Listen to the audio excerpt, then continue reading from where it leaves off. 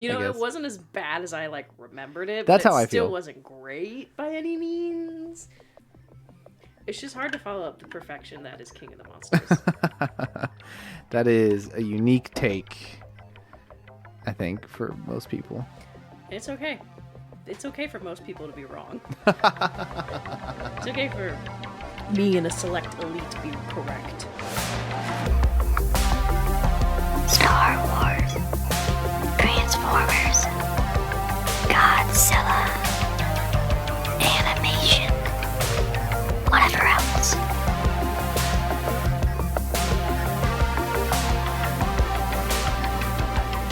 Rebels, robots, and etc.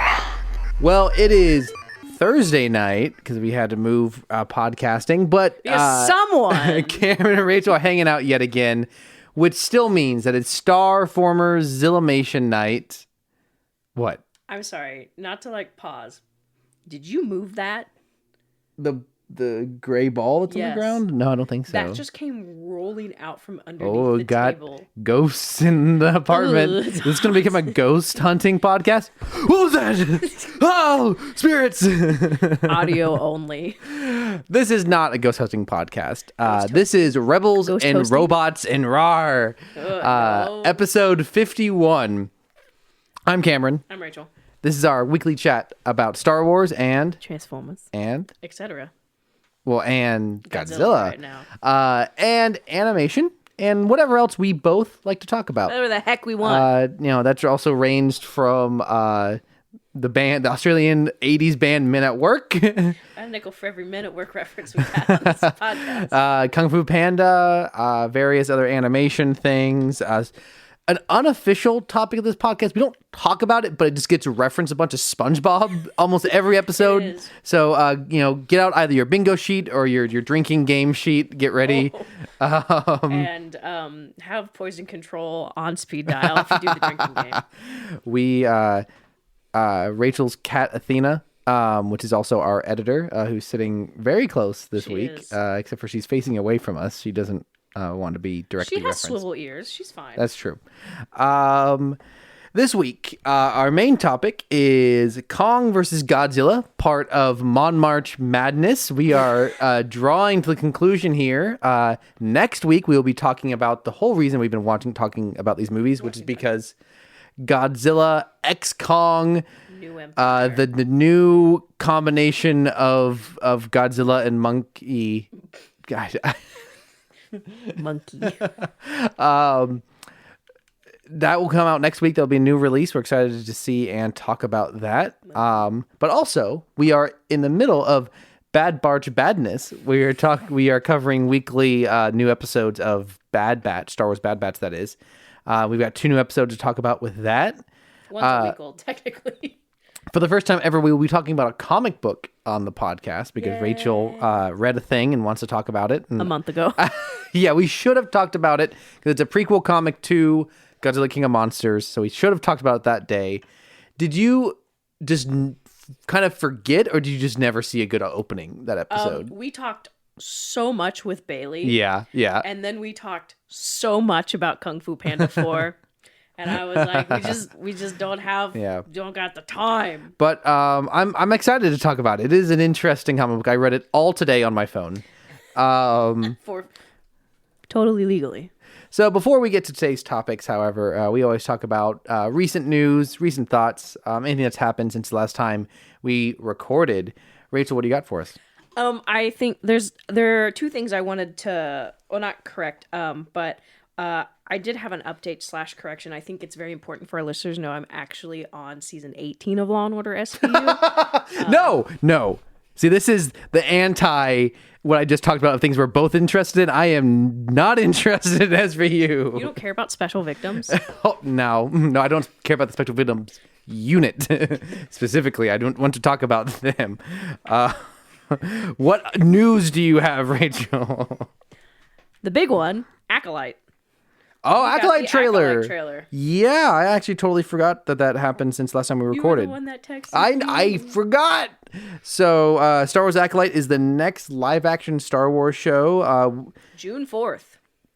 It is set a little over 100 years before Episode 1, in the High Republic era. So it's not quite Old Republic. I mean, it's number of years. It's still High Republic. Yeah, but The waning High Republic. the Old Republic, very well-regarded video game series, So both. it's like 3,000 years. And that was when the Sith were very abundant. And this is the opposite. This is when the Sith were thought to be totally extinct right before Episode 1. And something has arrived, something with a red lightsaber, whether it's a Sith or not. I mean, the Acolyte implies that it's someone more similar to Asajj Ventress, or And there are dark side users that aren't Sith. Exactly, There's been a yeah. lot of discussion of the rule of two. It's breaking canon. I mean, there are a lot more dark force users than just Sith. I mean, even an example would be Balin and Shin. yes, They're not gray Jedi, yes, but they are force users. They're dark. It's kind of like there are also Sith cults, but they aren't Sith. They're just followers of the Sith. So it could be something like that. So something, but so that it's a very short trailer. I'm excited. I think it'll be interesting to see how it goes. According to the Hollywood Reporter, the Acolyte did not use the volume at all during filming, interesting. which Yeah, from the trailer, it looked like a lot of real sets, which if you're not very well accustomed to certain kind of genre filmmaking can feel very fake. To me, it felt stylized and felt real. Like, yes, sets can feel a little bit, like a set. It can look like, oh, this looks like a movie set, but to unless me... it's Andor and it's perfect. Yeah. But to me, these sets just felt very genre accurate. It feels, I think from my big takeaway that I was not expecting from this trailer is it's very like 70s kung fu film inspired. It is. It's very And I love that back idea. to the roots. I think that's an incredible direction to go with Star Wars, to have all these Jedi doing kicks and flips and not just lightsaber, but hand-to-hand combat with your characters on wires. Like, that's something Force users should be doing. So I think that, and that then influences the rest of the directing style. It's very, very, and that's not necessarily martial arts per se, but it gets kind of the samurai inspiration of Star Wars. And that's very, I think, parallel. Star Wars being campy since when? Yeah, exactly. So I think this trailer looks like it's going in a very interesting direction. It has an interesting cast. Not a lot of people I know, but it just... I'm good with that though. Oh, absolutely. I love fresh faces. The one well-known face in this is Carrie-Anne Moss, who's most famous for being Trinity in The Matrix, but she's also one of my favorite movies called Memento. Phenomenal actress, and that link to The Matrix is a really cool thing because that's obviously one of the most famous, kung fu, martial arts, science fiction films ever. And so I think that's a good idea to like draw parallels to that. Now you're putting yourself up against a very high bar, but if you can rise up against that bar, did you have a big overall takeaway other than the martial arts element of this trailer? It looks fun. I think the costumes look really interesting. We get to see some more aliens, which is always fun. So we get to see Jedi Wookiee, which we've seen before with Gungi. Yeah. But that's fun to see. Uh-oh. Is that my laptop? So I got to get a call. I did not mute my laptop. I apologize. Disgusting!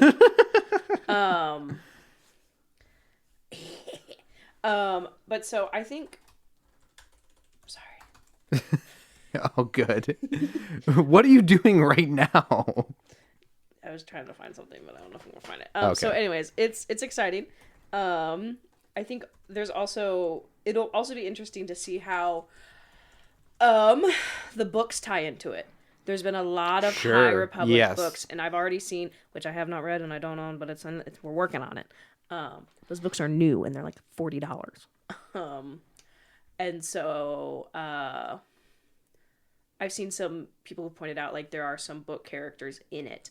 For example, one of the book characters has a purple lightsaber, but it's a whip. Yeah, I heard about Lots this. of excitement about that, seeing that in live action, things like that. So that'll be kind of fun. Yeah, speaking of which, I immediately recognized, I don't know necessarily if it's a character that I've seen from images from the High Republic era, but it's this very particular Jedi robe. Do you know what I'm talking about with the white, with the like more of a cape? Yep. This guy, right here at the beginning of the trailer. Yep. It's not like the biggest. She wanted to see. It's do you know what it is? I'm realizing. She looked up to Okay, see. Athena, our editor, you can see. There you go. It's pretty much it's a white version of what Luke wore at the start of it episode really 6 is. because he never had a robe, he had like a cape with a hood that like draped over his shoulders, and it's very similar to that, but it looks so good in the white. It's such a clean, classic look. Because I think one of the biggest problems with the prequel era Jedi is they all look too much like Obi-Wan. Monks. They're pretty much all modeled after what Obi-Wan was wearing in the desert in New Hope, and then by extension, what Yoda is wearing on Dagobah. And I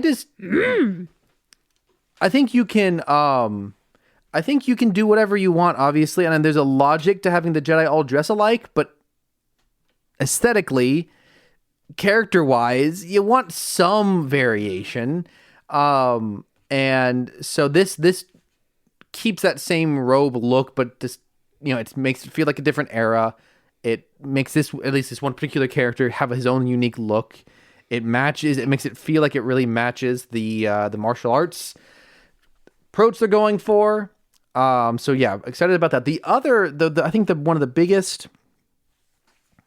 What's the word I'm looking for? Like, I don't know, things that are making people mad about this trailer, controversies, is that there's been a lot of talk about who is the good guy.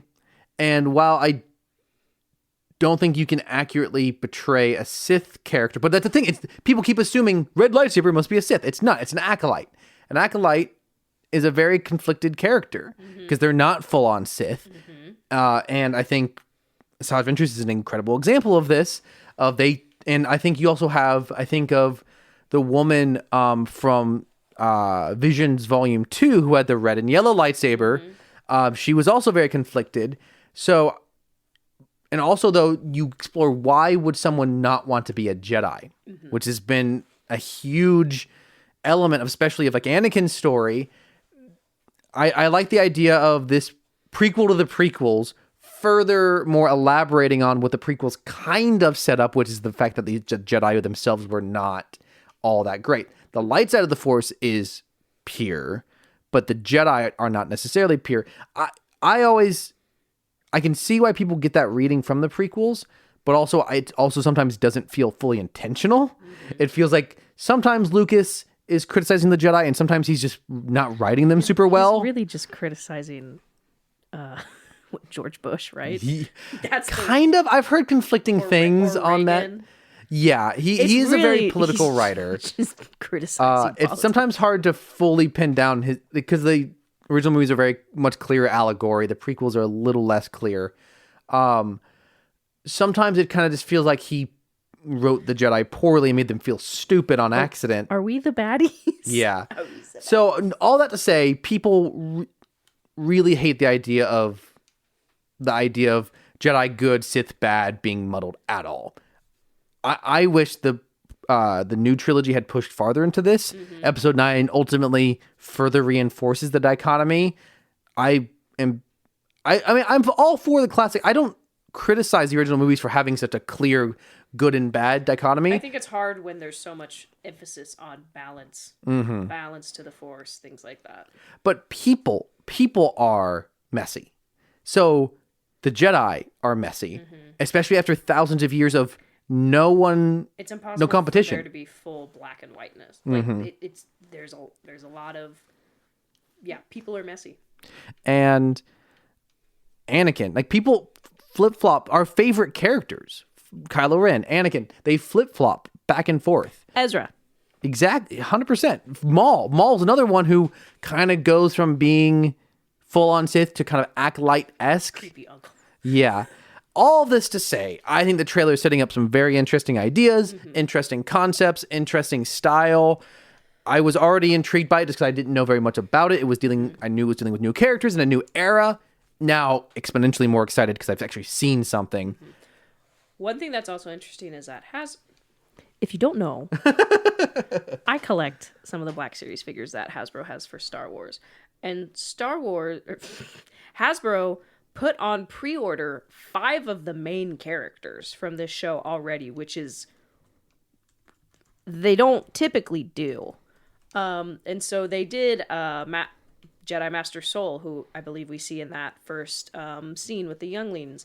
Jedi Master Indara, and then also Jedi Knight Yord Fandar, and then they actually released a Padawan, Jackie Lawn, which is fun. But the assassin that we see in the trailer, May, I do actually recognize her actress. That if you've seen Hunger Games, she's real. Yes.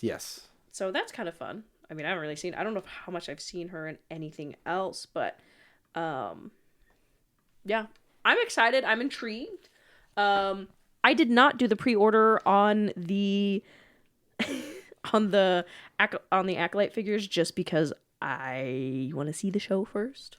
Yeah, but I did do a pre-order for the Jedi Fallen Order 3-pack with Inquisitor Cal Kestis. Very nice. I'm gonna forget and then be really shocked when it ships in 2 months and charges my card, which is always fun. Well, in other news, this is a piece of real world news that influences Transformers. Chevy has officially discontinued. Actually, it happened back in December. Chevy has discontinued the Camaro, which theoretically probably means that. Okay, so the reason this is relevant. There's either a new Transformers film coming out with a different Chevy vehicle. Yeah. Bumblebee in live action movies, apart from one film, is a Camaro. He initially started off as a 70s Camaro, very quickly became the new Camaro, was the new Camaro through the remainder of the Bayverse movies. And ever since then, he's essentially been a Camaro in any... Oh, even outside of that. Prime, I didn't know that. Yeah, that's interesting. The movies really influence a lot of things. Maybe except for the comics, he's not. And so... and then in the Bumblebee film, he is his classic VW Bug for most of the film, but then he becomes a classic Camaro at the end. I saw one of those around town the other day, like yellow and beat up. Funny. I was like, that's great. I love that. What? And then in the newest film that came out a year ago, he's still it takes place in the 90s, and he's still the classic Camaro. The 90s. So the question is, if the next film is still set in the past, which will theoretically be the G.I. Joe Transformers crossover movie, Transformers 4? Or Transformers 1? Oh, well, okay, next live action movie. Animated, yeah, so that one's set on Cybertron, so that's kind of not relevant to this topic. There's no Camaros on Cybertron. Yeah, why they turn into cars still is a question, but they got roads up there. So in the next film, if it's still set in the past, will he still be the classic Camaro? Or because the Camaro's been discontinued, will he be a different car? And whenever they do eventually make another Transformers set in the modern or future, what will he be? Will he? So I think it raises an interesting question. A very similar body type of Dodge Challenger or Dodge Charger. Yeah, that's a good question. Will he be whatever Chevy releases to replace the Camaro, or will he just be? I would imagine this will be just a bidding thing. We're just continuing the Camaro, but we're going to release the new Camaro. The Chevy Bumblebee. Oh my gosh. I think this will just be, they will just open up the slot, and whoever wants to pay the most money with the coolest car in that slot will probably get it. It's a Kia Soul. Because the question is why was he a Camaro in the first place? Kieran just totally talked over what was really funny. Why is it funny? Little hamster cube car. I don't. Can you imagine if a Kia Soul? That's the whole joke. Is that if they that's why I said cool car. They would want something cool. Funny. They tried doing something like that with the twins in Revenge of the Fallen, and it really didn't work very well. Were they Kia Souls? I don't know about, they're not Kia Souls specifically, but similar-esque sort of street cars, which I always contend is what Transformers should be, but that's not what they're doing. Robots in Disguise picks the most high-end vehicles that everyone looks at when they drive by. That's my last little bit of news. What else you got? That's also the last bit of news that I have, but I did have some thoughts from last week. Okay. It hit me actually like the day after or 2 weeks ago technically. So we were talking about Kung Fu Panda 4, just a little bit. Yeah. And we talked about how we were like, they really snuck in an instrumental version of Crazy Train into the film. And we were just talking about like, wow, how that's just so, it was fine. It wasn't a complaint for us, but we were just like, wow, that's so funny that they did that. That's funny. And we talked about that as if completely forgetting about the fact that the villain from Kung Fu Panda 3, Kai, his theme is literally an Imagine Dragons song. I did not know that. You did not know that? I did not know that. Oh my gosh. So Kai's theme is an instrumental riff of Imagine Dragons' I'm So Sorry. Interesting. Do I need to prove it to you? I believe you. I just didn't. Do I need to prove it to you? Do I need to prove it to the listeners? I think that, so the last time we started uploading on YouTube, and they do have a chance of getting copyright struck. I'm not going to hum it. So it is, look it up. There's probably a comparison. Honestly, it's actually his theme is such a banger. So it works. I'm pretty sure Imagine Dragons is credited in the credits somewhere of that movie. But yeah, so I just thought that was funny. My other thought was, after thinking more on Kung Fu Panda 4, because what else do I do in my spare time? We talked a little bit about the dynamic of his dad, of Mr. Ping and Lee, Poe's dads. Yes. Mm-hmm. And one thing I kind of realized was that there was a big change from Lee, his panda dad, from 3 to 4, because he was never that brave in 3 at all. If you had taken because he was trying to discourage Poe to fight Kai in the 3rd movie, like he essentially was a coward. Sure. Based off the fact of he lost his wife, lost his son, things like that. So we kind of get to see, because in the was it the Happy Bunny Tavern or something? Shanty, I don't know. That's a song, sorry. Lee pretends to be the dragon warrior, or he pretends to be a warrior like Poe, and he would have never done that in a previous film, but we get to see how Poe taught him too. So I don't know, I just thought that was kind of fun. Yeah, I totally agree. We missed this also. Okay. Moving on, this is not from Kung Fu Panda 4, so if you have something. No, I got nothing. We missed an animation error in Bad Batch episode 7. Oh. So it's a wide shot, and it's probably fixed at this point. I don't know, but I have the screenshot, so therefore I got the receipts. That it existed. So it is the scene where Wolf recognizes Rex, and it's placed enough that I didn't recognize it.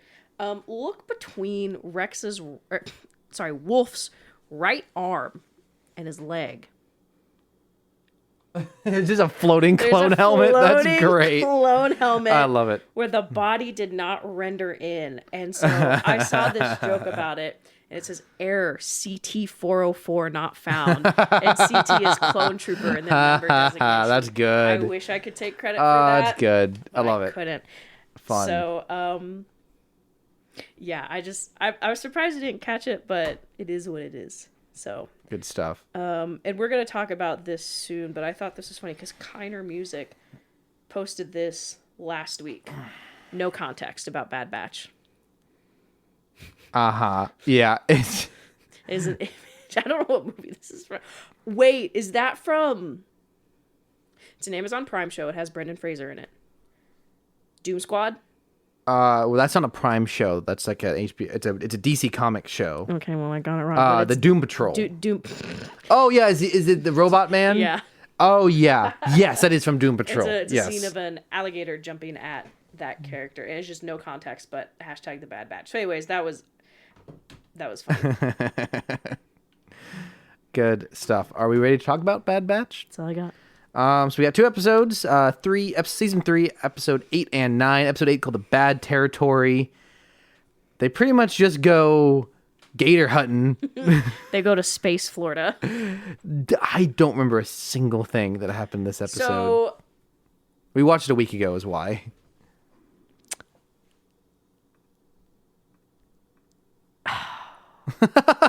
Apparently. Oh, so they go to talk to Finn. No. Finn Rao's a different character. Fenrir was a different character. I love him. Finnick Shand. That's what Yes, it is. Fennec. So yeah. Who at this point is most famous for being the woman, the bounty hunter that Boba Fett saved and made like his right hand woman in the Boba Fett show. After Mando shot her and left her for dead. Narked her. So They're trying to figure out what is an M count because they Yeah. don't know. We know that's a midichlorian count, but the boys do not. And so they go to Fennec Shan, and she asks, tells them what it's gonna.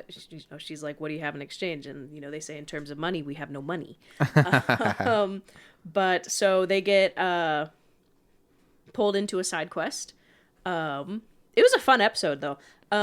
I heard a lot of people complaining that it was too dark to see, but I didn't have that. We didn't have that problem. But so they kind of get pulled into a bounty that she's been trying to complete. Of I don't really know. And so they go into the swamp of some planet. Mm-hmm. So they. Oh, I'm just gonna keep going if you don't mind. Yeah. So fun note here. So when they show up to the bar and meet Finnick, she's like in the middle of a conversation with a different client. Oh yeah. This character is voiced by Jonathan Lapau, who also voiced in the Netflix Star Wars War for Cybertron trilogy, was the voice of Unicron. Star Wars War for what? Yeah, Star Wars War for Cybertron. Everyone, Transformers War for Cybertron. So there's a Transformers connection. The Rooster Teeth trilogy. Exactly. Ooh, that's if you've seen that trilogy, I'm sorry.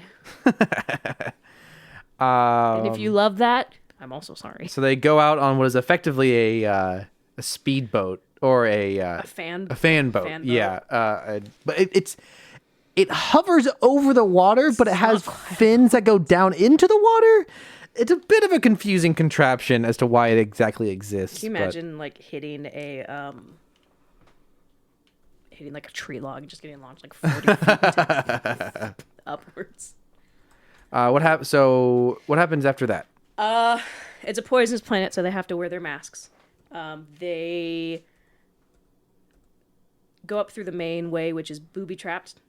And so Wrecker and Hunter get out to take out the mines that are in the waterway. Bunch of gators show up. Space alligators, I don't know. And so get some shenanigans of them fighting out. And they're kind of big. We see Wrecker duking it out fisticuff style with one. They've eventually managed to disarm all the mines. They fight off the alligators, go the way up, and so they have found this criminals hideout. And one thing that was interesting was she mentioned Haxian Brood, and I can't remember if he crossed this gang or if he was a part of it. And so I was incorrect last week when I told you that was Old Republic. I was thinking of something else. Haxian Brood was actually first mentioned in Jedi Fallen Order. Ah, yes. You encounter a couple of them as Cal Kestis. If only we could have seen Cal Kestis. He actually still would have He's been very young at this point. Yeah, he still would have been 10 years old. Little baby. Probably on Brachus. Or not Brachus. I don't know if that's the name of the planet. I might be wrong. But actually, a planet they had gone to in season 1 to get their chips removed. I remember that. Cal Kestis would have been. Yeah, I forgot about that. Anyways, so they ultimately end up capturing this bounty. He kind of looks like a stick bug or like a mantis thing. Stick bugged. I don't know. Creepy looking, and they manage to capture him. Fennec keeps all the money. She tells them, I don't have the information for you, but I know someone who does have the info, and I'll try to get what I can.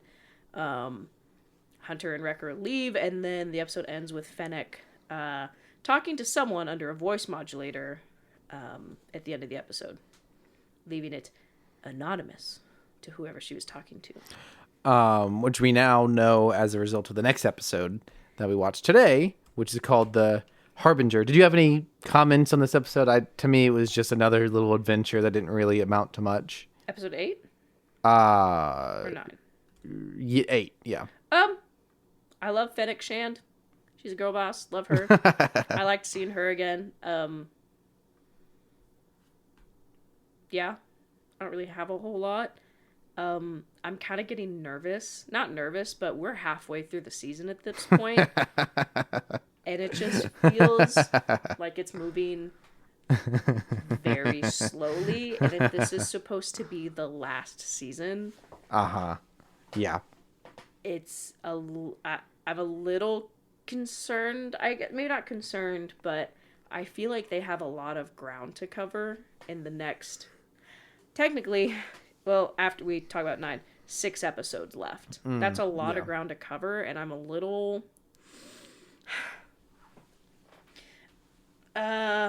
wary, I guess. Sure. Unless it's moving so slow because they all get Vadered at the end. I don't know.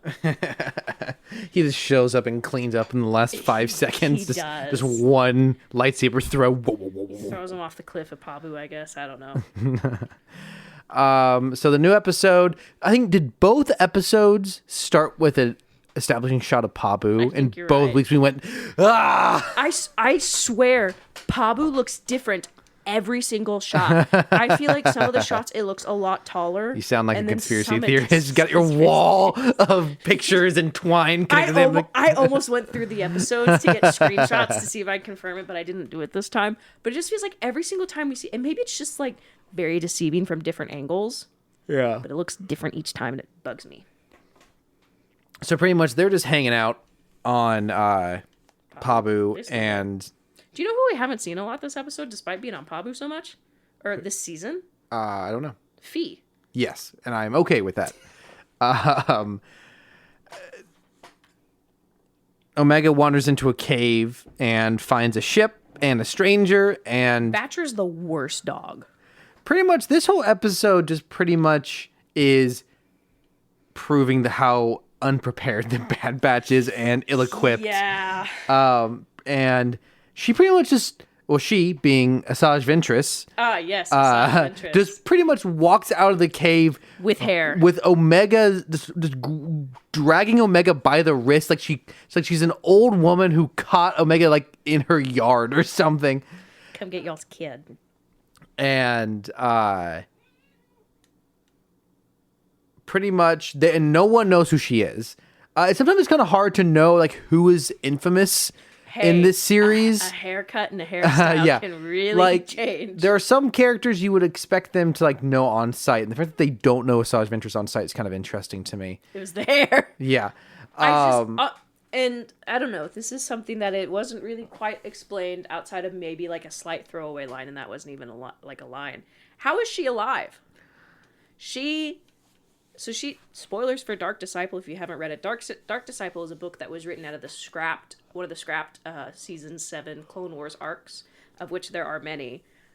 It's actually a romance. The main characters are Asajj Ventress and Quinlan Voss, and they're a thing. And we have talked about this. We have, but so I was looking at what other people were saying because I haven't read the book. At the end, she dies. He takes her back to Dathomir and like lays her to rest. And there's a very specific, and granted you can say, oh, but it's Dathomir. People are probably going to get raised back to life. As we see Thrawn going back to Dathomir at the end of Ahsoka with what seems to be a lot of coffins. But so there's a line in the book that specifically says that I guess Quinlan like felt her spirit move on. And so I don't know. But now that you mentioned this a couple episodes ago, did they clone Asajj Ventress? I don't know. Yeah, I was so sure a few episodes ago that she had been brought back to life and or cloned through Project Necromancer by the Empire. But I almost feel like another Dathomirian witch would have had to bring her back. Yeah, looking at how this episode ends up, she is so far from evil. This would be an incredibly bizarre, unless the only thing I can think about is if she is indeed brought back to life by Proto-Necromancer, the Empire just released her, and this is just how she is, and they didn't think to, like, check. Maybe they're like, we'll see if this works. Well, it did work. Bye. So, or maybe she's a secret agent, double agent, long con. I don't know. To just kind of summarize the episode, pretty much she has been sent by Fennec Shand to help, and pretty much she's trying to figure out. It kind of turns into almost like edutainment, like educational entertainment, where she like explains what midichlorians are to, like, I've heard of midichlorians, but I don't really get it yet. Well, let me explain to you. I did love Omega's. What happens if you have a high M count? Asking for a friend. Yeah, she literally did that. Really yeah, cute. And so. Oh, and also, I just meant to just briefly, we have talked about it. If you don't know, Asajj Ventress was an apprentice of Dooku. And before that, she was a Jedi Padawan. Yes, but she was only raised by a Jedi. So she was not like a official Jedi in the sense of she was raised at the Jedi Temple, but she was raised on a planet by a Jedi, and they were like defending villages or something. So she never like lived as a Jedi.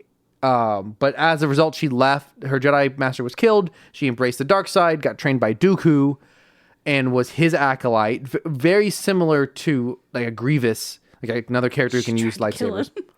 And then eventually became disillusioned with the Sith as well. And she went rogue. She's kind of a bounty hunter, I think, in season 5 or 6. It's the season that Ahsoka is accused. I see. Leaves. Yeah. So she ends up here and is a pretty neutral character. I mean, in relationship to the Empire, she hates the Empire, which pretty much makes you a rebel. And then that's that kind of the cool thing about the rebellion is it's lots of different people with different motivations and different ethics or morals, but they all want to see the Empire fall. So she's much more on the good guy side of things than not. On the spectrum, Yeah. she is a little more towards rebellion. Because I would say as someone who's quote unquote neutral will just do whatever they want, and they don't chaotic neutral. like more like a maybe like a Boba Fett, or like an early Fennec Shand who's willing to work for the Empire. Asajj hates the Empire, hates the Sith, so she's being very helpful. She has many chances to kill every single character in this show. And she probably would. And we see that she wipes the floor. Mm-hmm. Also with her yellow lightsaber. Yes. But so she starts giving Omega some tests.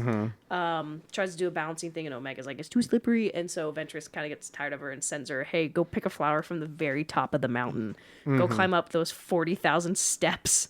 So Pabu's not very accessible, if you ask me.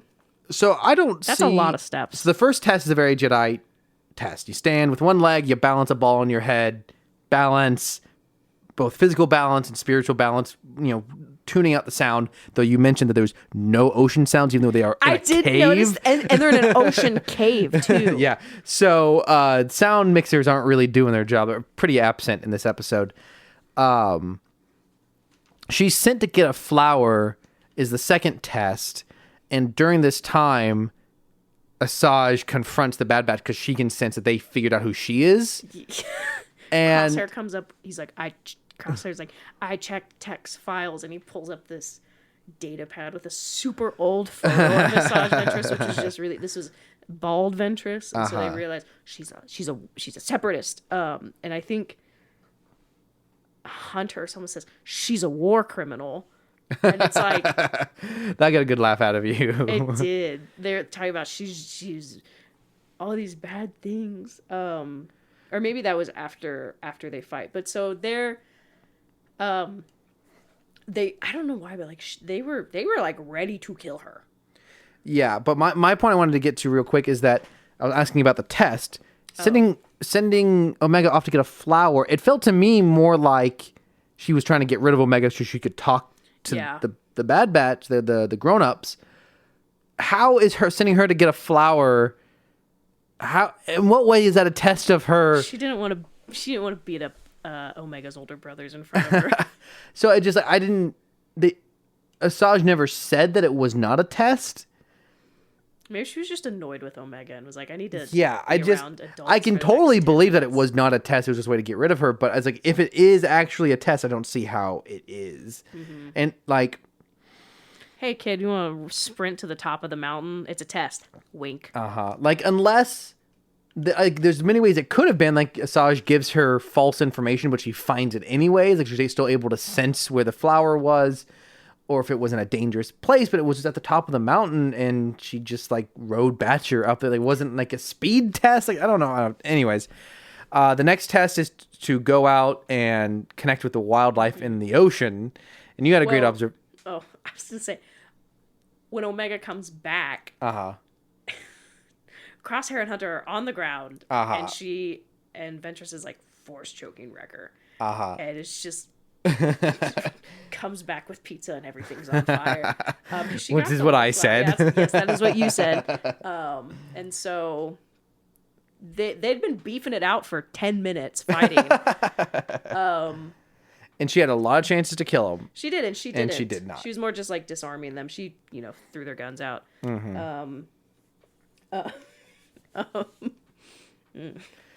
But so there's like a scene of it's Hunter and Crosshair and Wrecker and Omega. They're back in the ship, and they're trying to tell Omega why Ventress is bad. And Hunter or someone goes, "She's a war criminal."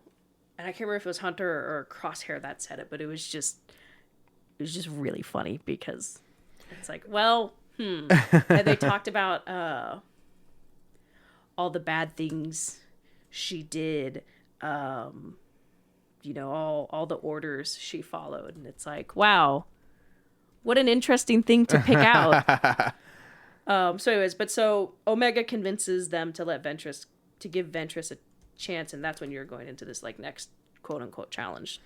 Yeah, they just pretty much go to the ocean, and Asajj tells her to connect with the wildlife, with nature, and it doesn't really happen. And so Asajj, to prove that it's possible, like summons all these like fish from the bottom of the ocean, and you went, Godzilla's coming, which is a reference to Godzilla -1, that the sign that Godzilla was coming to the surface was these deep sea creatures would plop up to the surface. And lo and behold, a freaking kaiju does show up, like a big shelled creature with a beak and tentacles. Yes, the classic tentacle monster of Star Wars that you get every couple of iterations. So it flips them out of the ship, and we had an interesting moment because we like to dog on the Clone Wars style. Yes. And hair, oh yeah. hair is something that I think either works or doesn't work, and it's really odd. And so we actually noticed this. For example, when Omega's hair is dry, there's a very specific line around the back of her hair where it kind of like bends. It's almost like a seam. Which, the Clone Wars style is very blocky, but there is a part of me that's like, part of us, we talk about this is, not everything needs to have hard edges. Just throwing it out there. But so they get doused, and Ventress's hair is actually like kind of almost like swooped back on the top and shorter on the sides, and we're actually like, wow, that looks really good. And then Omega gets pulled under, and Ventress dives under as well, and Ventress's underwater hair is horrifying. It's the thing about the Clone Wars hair is that I'm going to use curls as an example. The way hair works is that, there are chunks. It'll separate into chunks. You have it. I have it, but when hair gets wet, especially underwater, it kind of becomes like one fluid thing. The hairs are very fluid, it's a mass, it's very soft. The downside in doing an underwater scene in Clone Wars art style with long hair is that you don't get that softness. You just get the polygons separating from the water physics, and it's just really uncanny. Anyways, I digress. Look up this episode if you, at your own risk, I guess. I don't know. So the Bad Batch sees this because they've been spying. They get in their ship. They're trying to shoot it down, and Omega tells them to let Ventress try to calm the beast with the force, and she does. Very quickly, the beast leaves them alone, and they go back inside. They go back. They jump into the ship. They go back and they take Ventress back to her ship, and then they kind of say goodbye. And Ventress leaves, and that's kind of where it ended, isn't it? Yeah, not. Ventress tells Omega that she probably doesn't have a high M count, mm-hmm. and then Omega kind of. It's funny. Asajj's like, you should count yourself lucky because if you did, you'd be a target. And Omega goes, I'm a target anyway. I'm still a target. I'm already a target. So yeah, she and Wrecker leave, and then Hunter and Crosshair call her out for lying, and she's like, "But which part am I lying about?" She speaks in riddles. This one. Yeah, very Jedi of her. And she tells them that she actually tells them to leave Pabu. She tells them, you're not as safe as you think you are, and then she leaves. My thought, is Pabu gonna get Jurassic Parked, like book Jurassic Parked? Have you read the Jurassic Park book? I have not. Okay. Did it get destroyed? Spoilers. So if you watch the Jurassic Park movie, everyone leaves and everyone's happy. They let the island go. Those who survive seem to be somewhat good, despite the trauma they're going to unpack for the next 20 years. In the book, the survivors are rescued, and I think it's the Puerto Rican army, and I could be totally wrong. No, I think I'm wrong. Anyways, the island, Isla Nublar, gets napalmed. The entire island gets napalmed. That's why the second one is on a second island. It was a standalone book before Spielberg went, hey, Michael Crichton, you want to write a second one? So anyways, all that to say, is Papu going to get orbitally bombarded by the Empire? It is a sitting target, just kind of out there. Yeah, I feel like that's the big looming threat, is that if the Empire figures out... dies in an orbital bombardment. There's no, clone uprising. Oh, I'd hate that fake out. That'd suck. So, yeah. I'm not gonna lie. There's 6 episodes left, and I'm... Come on, Gib. Start it moving. This whole show, in my opinion, could have been one season very easily. It's like Clone Wars, but without the arcs. So Kong versus Godzilla versus Kong, released in 2021. I think this was originally supposed to come out. So Godzilla 2, King of the Monsters came out May 2019. I think Godzilla versus Kong was supposed to come out September 2020. I think you're right. So it would have been less than a year and a half, and then obviously because of COVID it got pushed back, which I believe they worked on the CGI. I believe they worked on it more. They may not have, but even just for general, it's good to space your stuff out. They spent 2 years cutting 45 minutes out of the Hollow Earth sequence. Yeah. So the movie ends up being one of the earlier films released in major films released in theaters post COVID shutdown. Did we see that together? I believe so. Yeah, I think I remember us both coming out of it pretty tempered, pretty muted reaction. I remember some people saying they were just happy to be in theaters again, and it made it feel better than it probably was. And I feel like I almost had the opposite reaction of... We spent money for this? We both love this series so much, and we're so excited to see this movie that it felt like a little bit of a letdown at the time.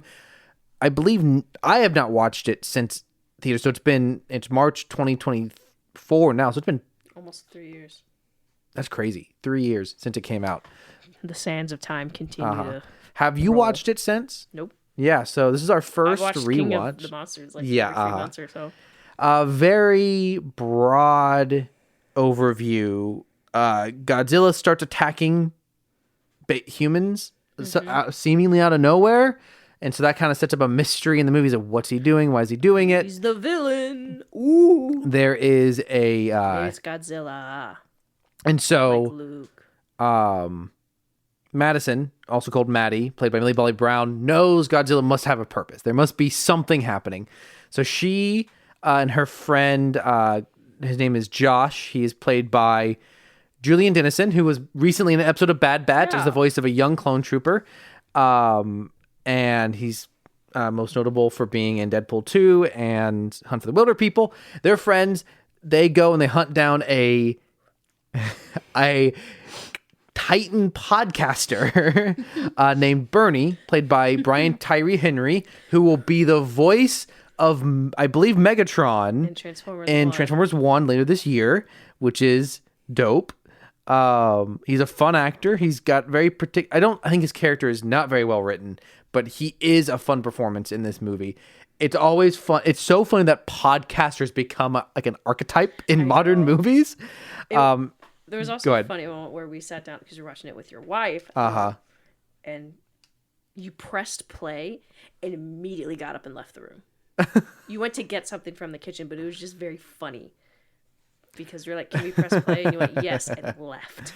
And so that's they're trying to investigate and figure out what is going on. They discover that, so he has been undercover working for Apex, which, as far as the movies are concerned, have they been introduced yet, or is this their introduction? I think this is their introduction. So they are now, retroactively, chronologically, they were involved in the story before this in the Monarch TV show. Unfortunately. They are the opposite of Monarch, kind of.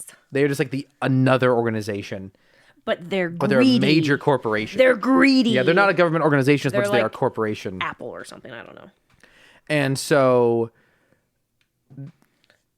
Bernie and Josh and Madison end up investigating them. On the other side, working for Monarch, you have Eileen, a scientist played by Rebecca Hall, has been studying Kong for some years. They have Kong still on Skull Island, but they have the entire island locked down.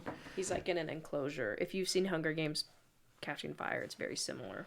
And this, to step aside and talk about Monarch for a second, which is not something I love to do, but Monarch ends with Apex seemingly being in control of Skull Island. That could be a cool concept for season 2 of Monarch, which is Monarch and Apex fighting for control of Skull Island. That's a cool concept. So I would be interested to see how Monarch, if there's an interesting story to tell there, how they came to be in control of this. Do you want to talk about the thing that kind of just happens off screen between movies on Skull Islands? Yeah.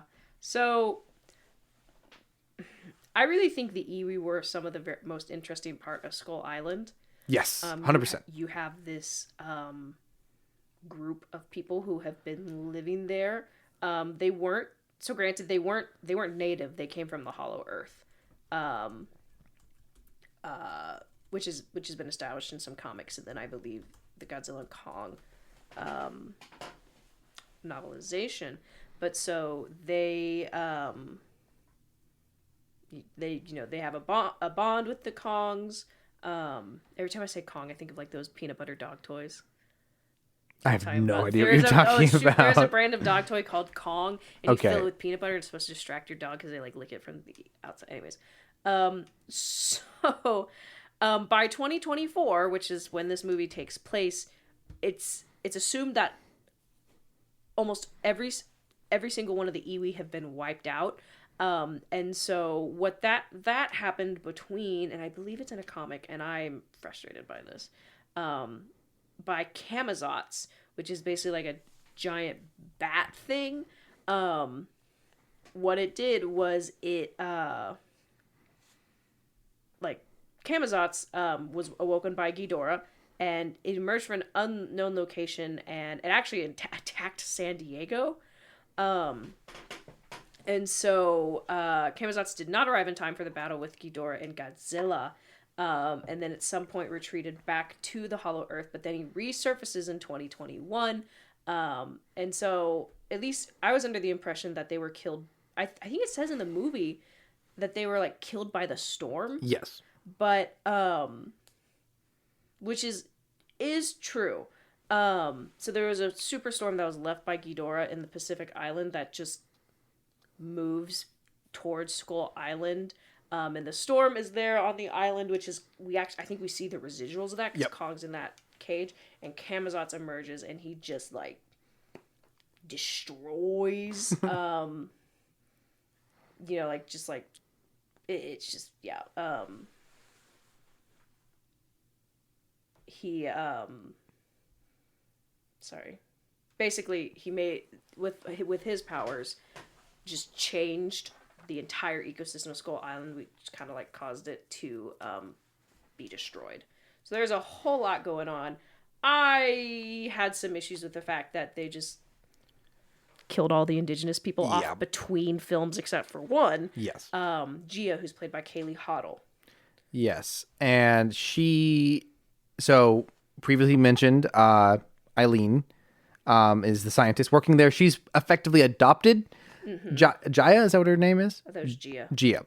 And this young deaf Iwi girl, and it is a bit of a reveal a little bit later in the movie, but Jaya has managed to learn how to communicate with Kong via sign language, American Sign Language. which is a very cool progression. Like, I realized watching this movie, this is just kind of analysis. It's not necessarily good or bad, but like Godzilla has a very deep lore. There's a lot going on with God. There's so many different movies and stuff to draw from.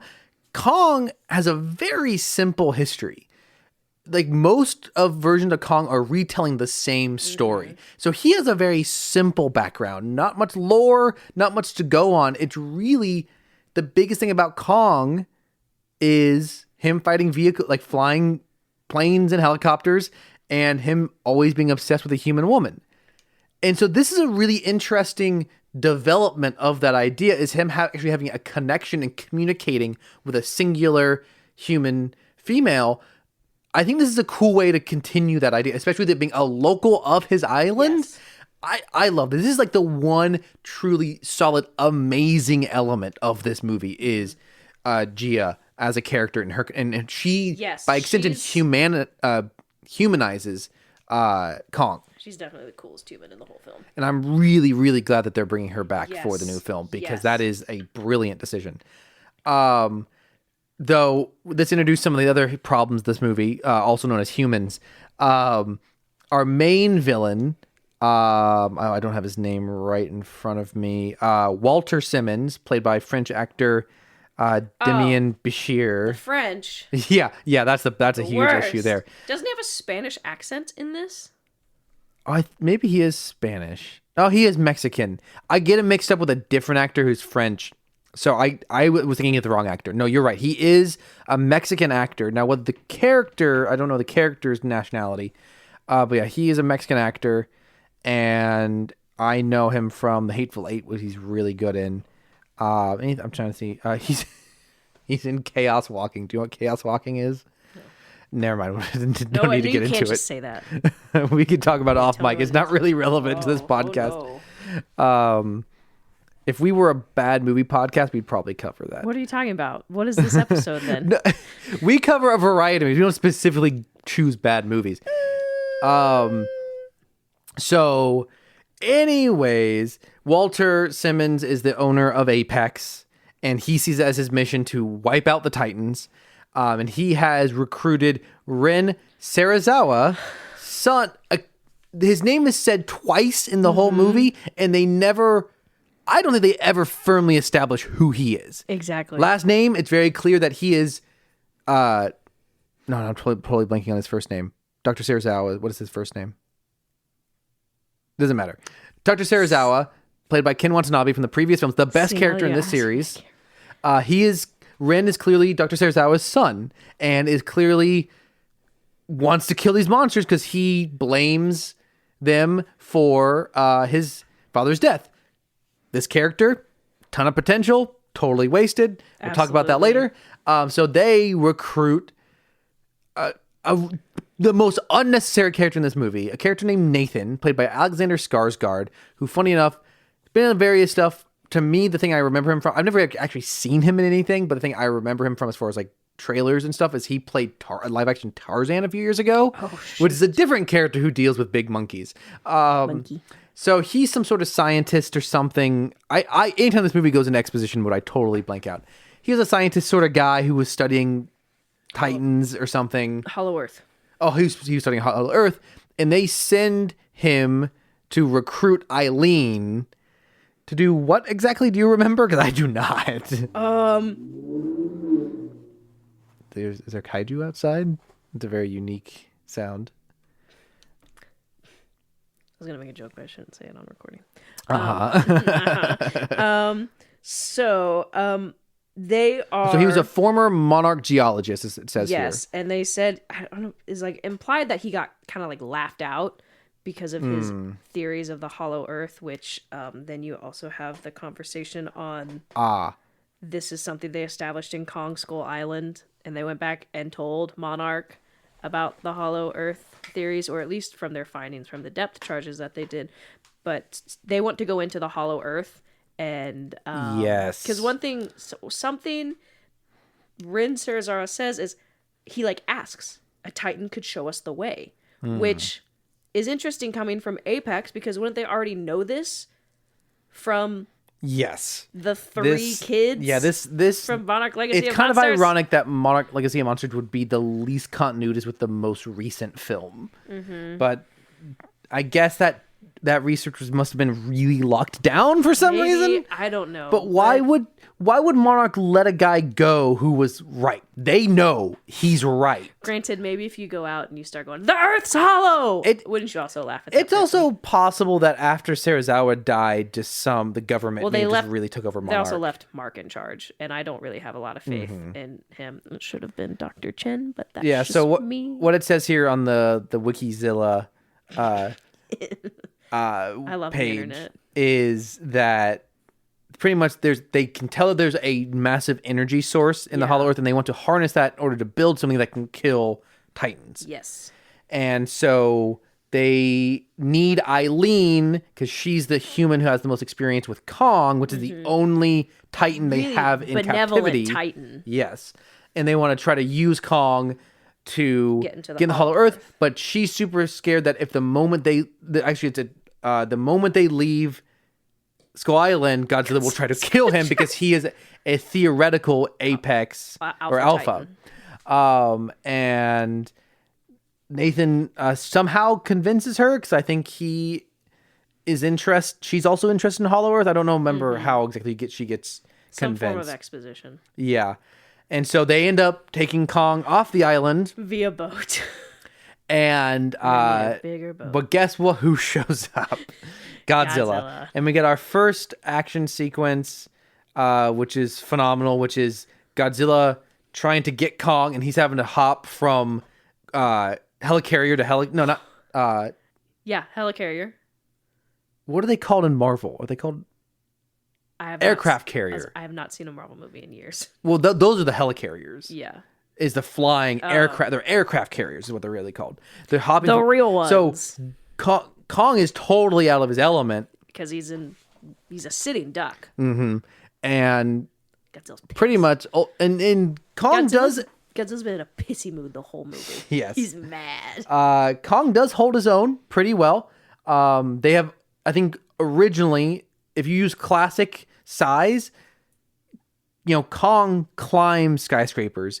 Godzilla is the size of a skyscraper and can shoot nuclear energy out of his face. So classic Godzilla versus classic Kong, it's no contest. But they have dramatically sized up Kong in this universe. Yeah. And pretty much Kong gets knocked out, and very similar to what we saw in the last film, the humans just shut down everything as a sign of, like a weakness sign to give up. Yeah. A white flag, effectively, and Godzilla leaves them alone. They then go to a base in Antarctica, and which is also kind of like, I guess, did they rebuild, or did they have another base in Antarctica? And pretty much Jaya convinces Kong that there might be his family in the Hollow Earth. So they follow him through the Hollow Earth. There's Hollow Earth shenanigans we can talk about in a minute. Godzilla then, all the while, our other team, what I call the podcast squad, who they have to keep reminding us they're in the movie. Yeah, they end up at Apex's base in Hong Kong, and they uncover Mechagodzilla. And is the weapon that Apex has been building, a giant robotic that they have built from the severed head of Ghidorah. And Which I pointed this out, but Cameron didn't hear it.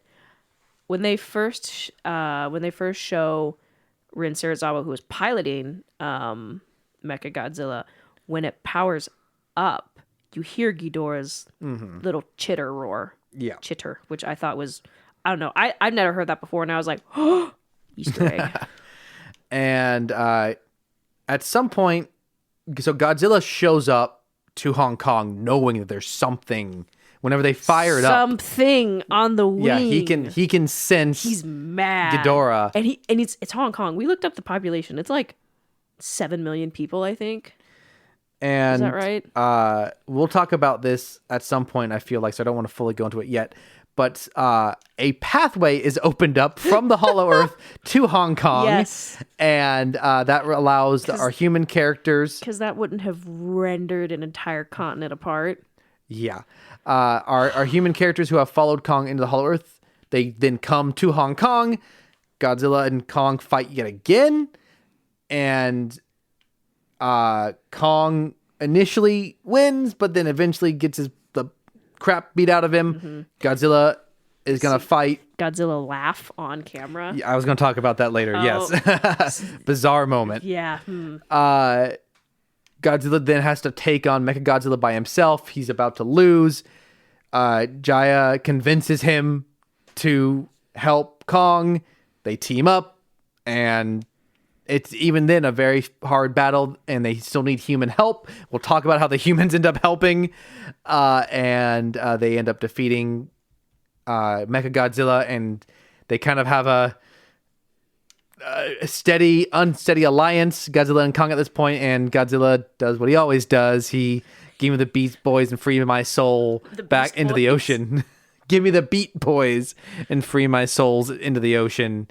And Kong gets to go back home to Skull Island. To the Hollow Earth. Yes. I'm guessing he just jumped back down. Yeah, we'll talk about it. So that's the broad overview. There's a lot going on in this movie, clearly. And still too much. So last week I introduced the idea of so we classically we review a film by doing our 3 good, 3 bad, 3 But I think good and bad is just a little too basic. So we're on a hunt to find a name for this categories. Last week I said 3 Oh, no, 3 yeahs and 3 nahs. This week here's some suggestions I have, Rachel. 3 yeps and 3 nopes. 3 dubs and 3 L's. I do like dubs and L's. That's pretty funny. Okay, well, I think that's what we'll stick with. Well, I have a very basic one that I thought you would say no to those two, so I did come up with one that was a little more trying to be reasonable, I guess. I can't think of the word I'm looking for. Just like trying to be a reasonable human being. 3 ups and 3 downs, which is kind of funny with the Hollow Earth stuff, but this is a small group. I think if you like dubs and L's, I think that's what we should go with. So what's your first dub, Rachel? We get some cool deaf representation with Kaylee Hoddle, who plays Gia, which my phone keeps autocorrecting to Jim. Oh man, that's good. Can you imagine if they called her Jim the whole movie? That'd be great. So that's just really cool. She is actually deaf in real life. She is like she is like 5th generation deaf.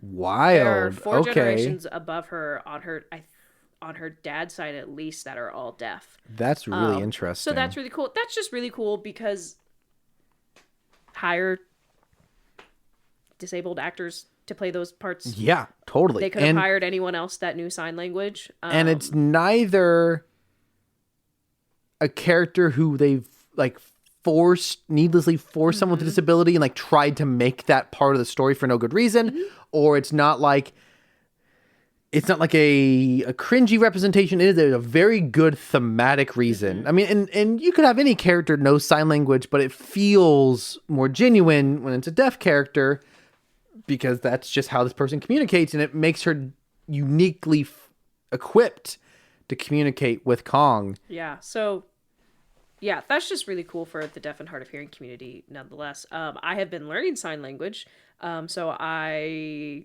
slightly picked up on some things that she said, but I have to watch my classes very slowly so I can view it. But I did find it interesting because the Iwi don't speak. That was established in Kong Skull Island, so just part of me thinking logistically maybe it was very easy for her to pick that up because it's American Sign Language. So she would have had to have been taught American sign, would have had to have been taught that sign language. So that's really cool. And then one thing I also liked, when there were shots in the movie that were like kind of from her point of view, it's still all third person, but where she was the main focus, all the audio was dampened out as well. Or yes, there were only there were only parts that we heard, like when right before Godzilla attacks Kong on the boats, she can like feel his vibrations. She's the one who feels Kong's heart giving out towards the end. Either way, super cool. I'm very glad to see her coming back in the next film. So big fan. And I think she's more of a main character in the next film based on the trailer I've seen. Hopefully. Yes, I really hope so. So real fast before I go on to my first dub, a couple of fun connections for actors. One, so there's a character named Admiral Wilcox. He is like he's the admiral on the ship that's transporting Kong. Yeah. He is also in Pirates of the Caribbean 3. He's one of the pirate lords, the one that's like the very African like coded, the only black one. He's clearly from Africa by the way he dresses. A little cringy, but it's cool to have that connection to Pirates of the Caribbean, a series that we both love, but is not currently active, so there's nothing to really talk about in the podcast as of right now. Will be after I see my concert. Funnier one. So they, in a very brief sequence, when Maddie and her friend are looking for the podcast guy, they talk to this shop owner, and the shop owner is played by an actor named Ronnie Ching.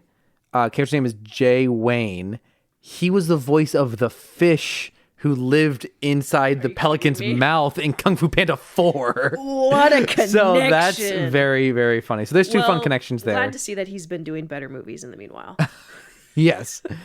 I will just kind of, I totally agree with you. You really stole my favorite thing from the movie as well. Sorry. No, you got it. It's an obvious one. Like it's like I think would really doubt most reasonable people would come away from this movie thinking anything else beats this. I did find out. So sorry. One thing we were trying to figure out. You're Allison and I, not you. What the sign language for Godzilla was, because Kong is like she just beats her chest. Beats her chest, which is funny. And so we were trying to figure out what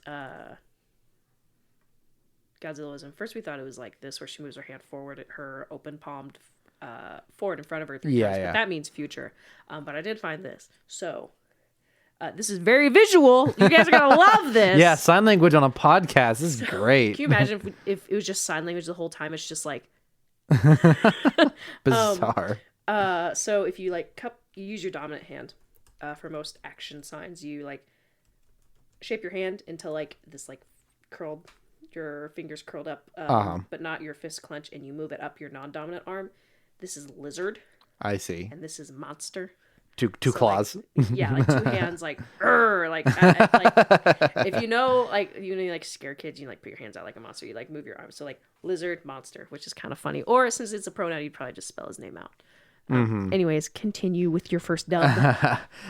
Just to kind of add on to what you talked about, I think a element I had totally forgotten about, but I think is a really nice thread to the whole film, is pretty much as soon as they take Kong off of Skull Island, he's constantly signing home. He wants to go back home. And at the very end of the film, when they get back to the Hollow Earth, it's the last thing he signs is home. I think it's just a nice little he's home. I think that'll go into something I'll talk about with my next dub. Give me your first L, Rachel. We already talked about this. I didn't like killing the Eevee between the movies. Really? No. Oh, interesting. I don't know. I remember the first time I saw it, it just really kind of felt like even though it was, I don't want to say justified, but it made, I guess technically made sense within the franchise as to why Gia would be by herself. Sure. You have both Gia and Kong from Skull Island that are removed from their family, so you have that nice bond. It did just kind of feel cheap. I think at the time in which I saw it, they were like, we're just going to kill off all the indigenous people really quick between movies. And not explain it. So then I had to go back in later and kind of explain it more. So I don't know. It's just kind of like, okay. I don't blame you. For me, there's a lot to not like about this movie. I just opened my notes to write down a fourth one, and I can't remember what it was. Oh, I remembered it. I'm just gonna say that there's lots of nothing. We're gonna talk about the Hollow Earth. I feel like it's gonna come up, but it's not just a Hollow Earth. There's just lots of dead space in this movie. It's a pretty long film. I think you can make this movie a lot shorter. Somehow, this series keeps having more human characters. Every subsequent film, you look back at Godzilla 2014, that's a pretty tight film. Like, there's a lot of human characters in that, but they're all kind of related to each other in some way. They're all mostly sharing scenes together. There's just so many human characters in this movie, and there are notable actors in this movie who show up and have very little to do and clearly had more. This movie's very clearly cut down. I don't know if this movie needs to be longer or shorter, but wherever they landed was a bad space. And so I think it most culminates in, you have a bunch of dead space early on. Eventually you need to give your humans something to do. And I feel like one of the biggest things they are given to do is when they are in the Hollow Earth and trying to leave, they have to fight this monster. And it just is so worthless. And it doesn't do, it's a boring scene. The monster's not very interesting in its design. I feel like, in my opinion, most action scenes, I think if you just had a really entertaining action scene that didn't really serve a purpose, you got to get away with it. But for the most part, you need to motivate an action scene, something different. Something needs to change between the beginning and the end of the action sequence. It shouldn't just be getting from A to B. Something should be lost or gained or learned. And now, I do think this is probably the moment where a character is killed. The woman who it was Simmons' daughter. Yeah, it was the owner of Apex's daughter. But she was a nothing character to begin with. So she's just there. So to be snarky. It's not a particularly specific criticism, but did we talk if this film passes the Bechdel test? Almost certainly not. I don't because they're constantly talking about Godzilla and Kong, who are technically male characters. So it depends on what you consider them. They are constantly talking about them, so I don't know if you could really get away with it. But they do have a lot of female characters, especially Eileen and Gia have a lot of conversations and interact and are very much human characters. Maddie's there. So it's not but I think just it's one thing when you have a monster movie and you have a couple of human characters and they're boring. It's you need some human characters, but there's so many that you could very easily cut out a bunch of these characters and the movie would be, you don't even need to change them. Just take them out and the movie's better. What's your next dub, Rachel? Going into the Hollow Earth was really cool, and we get to see such a wide range of life forms in the Hollow Earth. We see little crabby guys. We see the ever cool Doug. Doug is a cousin of God. No, for real. He is a cousin of Godzilla. He's from a different branch. He's a little more iguana-like, very short, stubby. We love Doug. That's his name. Titanus Doug. I'm pretty sure that's his name. If I'm wrong. If I'm wrong, don't correct me. Let me live in ignorance. But so we get to see him. We get to see those. I can't remember the names. Like the cobra, the winged cobra. Kaiju at the beginning of the Hollow Earth that absolutely get wrecked by Kong. He has those things snack. I did not remember those. Those things are really cool. I know. So yeah, they're super cool. You get to see a range of kind of like these vulture hawk things. They're almost like bats that get disturbed during a pivotal scene later in the film. But there is a lot to explore in the Hollow Earth. So you've got creatures that are... So Warbat is actually the name of the cobra snake things. The cobra dragons is what I called them. The smaller like bat things are called hellhawks. I got the hawk part right. The crab things are called rock claws. Mm-hmm. Doug. Yeah, that's actually going to be my next dub is the Hollow Earth. I will add the travel to the Hollow Earth is very cool. It's very 2001 science fiction-y of like bright colors and very abstract and which continue. it's very abstract and trippy and it was a visually creative moment of just, hey, how are we going to visually illustrate traveling to the Hollow Earth? Just make it a light show, make it a laser light show. And it's cool. It was one of the more visually interesting moments of this series. That's full of visually interesting moments. Mm-hmm. The Cobra Dragons, they try to suffocate Kong with their wings. Both venomous and constricting. Yeah, they kind of fly, but they also slither. There's two of them. It was a great sequence. I just had totally forgotten about it, and it was a huge reversal from. In my memory, the Hollow Earth stuff was like super boring and unnecessary, and retroactively, it's one of my favorite parts of the movie. It's so weird. For some reason, because there's a long sequence of Kong traveling through the Hollow Earth, and there's like less gravity, and he has to jump. Like there's pretty much the Hollow Earth itself it's like is split into halves. It's kind of a planet within Earth, and so you have imagine a globe.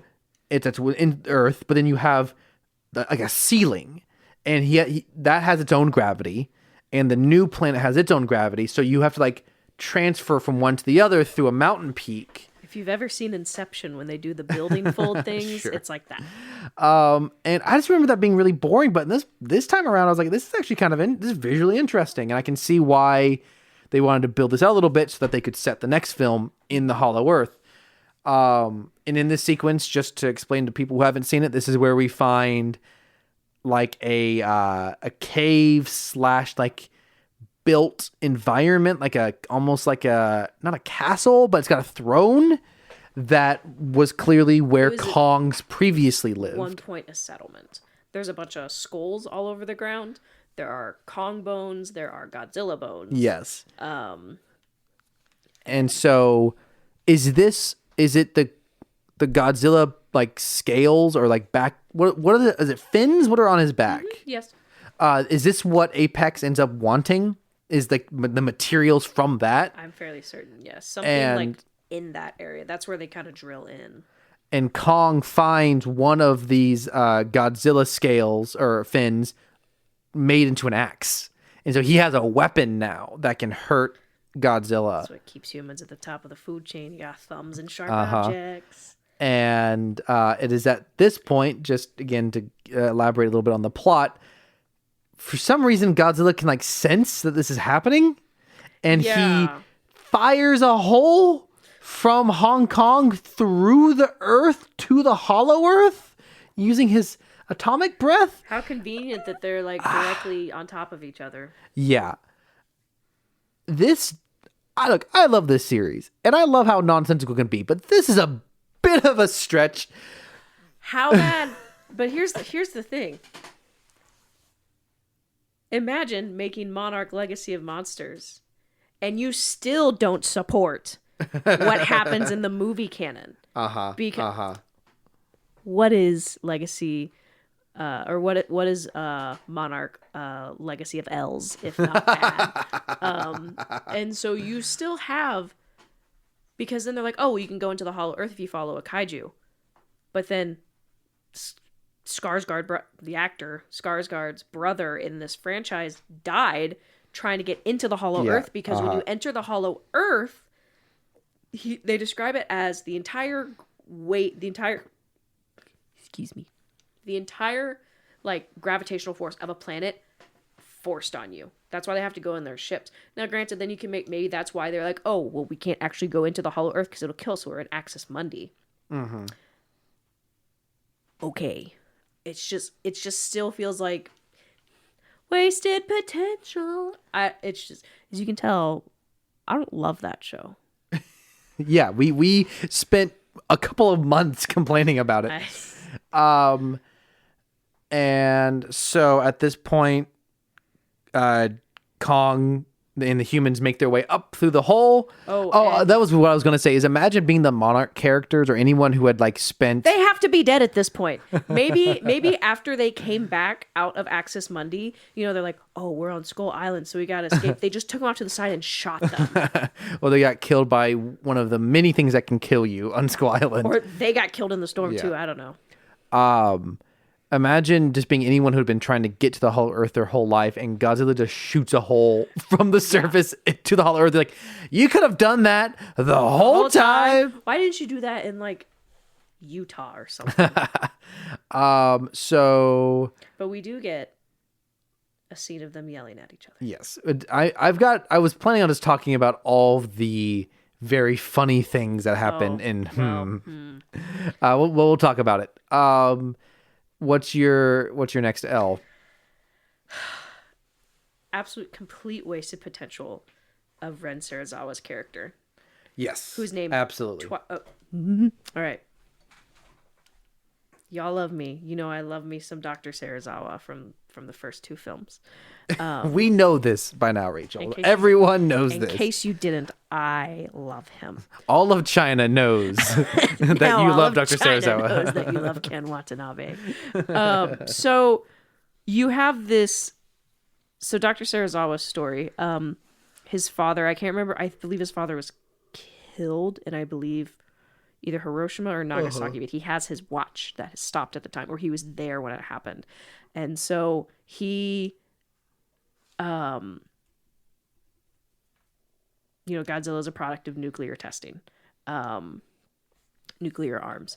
And so Serizawa sacrifices himself for the greater good of being able to pet Godzilla. No, I'm kidding. Dr. Serizawa sacrifices himself for the greater good of essentially reviving Godzilla so he can fight Ghidorah and win to save the Earth. And he's like, we can coexist with the kaiju. You have a perfect setup for Ren Serizawa being an absolute villain. And not because you need a villain. You have such an awesome dynamic to explore of Ren hating kaiju because his dad died for them. I mean, it could be really difficult to come to terms with your father killing himself to save a lizard. And so you have this really cool dynamic and plotline that could have been explored, but he just kind of gets reduced to name drop twice and Mecha Godzilla pilot. And if you're not, like, the first time that we both saw this movie, I don't think either of us heard the name. No. Like, they go by really fast. Like, it is pretty easy to miss them say his name. Like, yeah, they say his name twice, fair, but there's never any sort of, like, they never dive into who they, like, there's no reference or conversation. There's a moment where, like, I'm not saying you have to be, like, super explicit about it. I appreciate when a movie attempts to be subtle, but this is not subtle. This is just not addressing it. And I think they address it more in the novelization, but I don't read novelizations. That's not why we're here. Even though I love books, I don't read them. And so I have this also as I have this written down. Though more broadly, it just this movie has a human villain problem. Yeah. Who is the villain? Yes. So there's like three bad guys. You are a bad guy, but not a bad guy. There are like three bad guys that are more just like inconveniences. So I normally we review movies that we like, so we like to end on a good thing. I ended up being more positive on this movie, so I would be happy to end on a good thing. Do you feel like you have a stronger point to end on with an L or a dub?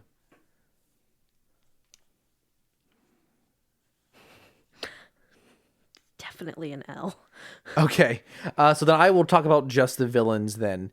You have your two main human villains, theoretically, in... wait, is his name Simmons?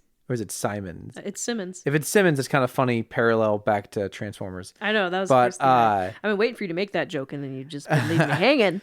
You have Simmons and Serizawa, and it should just be Serizawa. I don't know why you need Simmons. I agree. You just don't need, and they both end up getting killed. They both have very little screen time because and weak motivation. Ren Serizawa probably worked for Monarch. You probably could have had I'm just going to talk more about. You probably could have had a really cool opportunity of, because we see Mark twice in this film, a really cool opportunity of Dr. Serizawa's son went missing. Yeah. He defected. Mm-hmm. I don't think you can do that in a company. But so you just need Ren Serizawa. Make him the one character. You don't, because Simmons' motivation is pretty much the same as Ren's anyways. Did I say Ren is the same as Ren? Simmons has the same motivation as Ren. Yep. So they're totally unnecessary to have two characters. Give them both, make you one human villain, and I think the shifts you make, I would suggest, and this will lead more into my final L, which we'll talk about in a minute, is Ghidorah. What ends up happening is Ghidorah's mind resurfaces and takes over as Mechagodzilla. And what happens in the movie is that overpowers and kills Ren. Fries him. What I think would have been cool. It would have been cheesy, but this series is cheesy.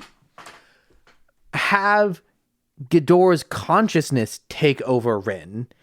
Then you can have a human who represents Ghidorah and can talk for him. Ooh. And you then have Ren become this kind of ultimate tragic character. And then he builds Mecha Ghidorah. Sure, why not? That is a thing. Don't look at me but I don't know how that would happen in this movie. I don't think he has time. I'm just saying it could be a future thing. That feels like a kid playing with toys. And then Mecha Godzilla comes in, or Mecha Ghidorah. So that's my suggestion to fix that. I think it could totally have been done, and I think it's a very simple thing. But so what is your final dub for Godzilla versus Kong? Godzilla, like a fish? Yep. I wrote a joke one. Trying to think what else is good. Herm. I can say mine if you need time to think. Yeah, say yours. I think this movie does a really good job of making Kong and Godzilla feel like different characters. I think it would be very easy to think about Godzilla versus Kong and think it's just two monsters taking swings at each other, and they're not really distinct personalities. What do you mean it's not just Kong and Godzilla duking it out on a boat for 2 hours? No, they are distinct characters. Godzilla feels like a creature that's been at this for a very long time and is kind of just, this is his job, and he's a force of nature, and he'll just show up and destroy whoever's in his way. And Kong feels a lot more sympathetic. In this movie, while we know Godzilla has good motivations, he's still scary. Does not care about collateral damage, will destroy anything, is just on a war path.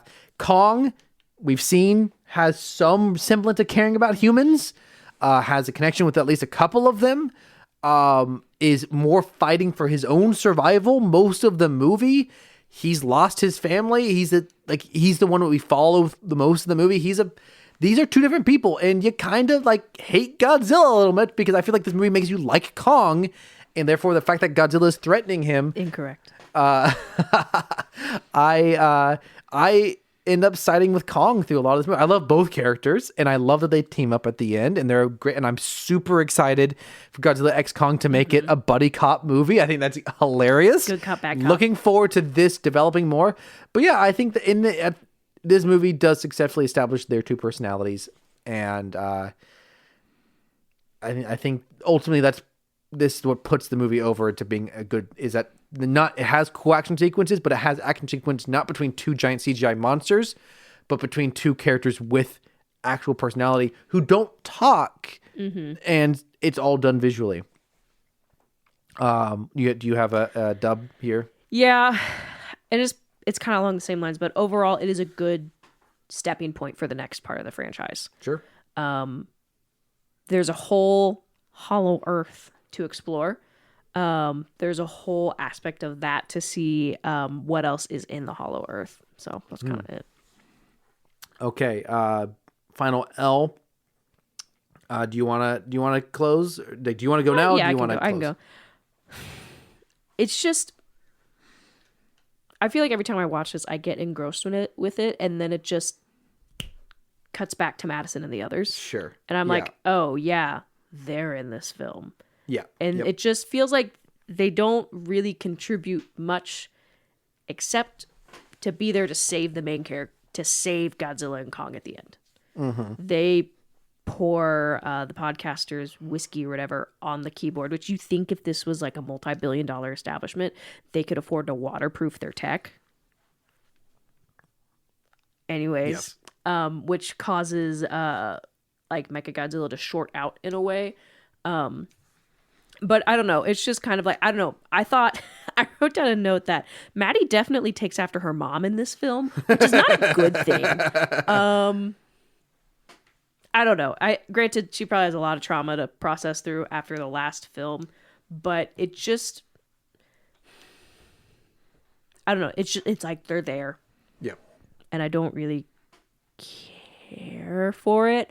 I think the other thing that was not annoying, but is that they were trying so hard to establish Josh as like the Ned character from like the Spider-Man Marvel Ned movies. being Peter Parker's best friend in MCU. The quote unquote guy in the chair. It's like it really felt like they were pushing that so hard, and it was, I don't know. No shade to the actors. Sure. No, yeah, it's all writing It's like issue. what they were given for the written is just really kind of like, okay. It's like they're like, we need to add in these characters at some point, but Millie Bobby Brown is probably filming for Stranger Things season 4 right now, so we only have her for like 4 days.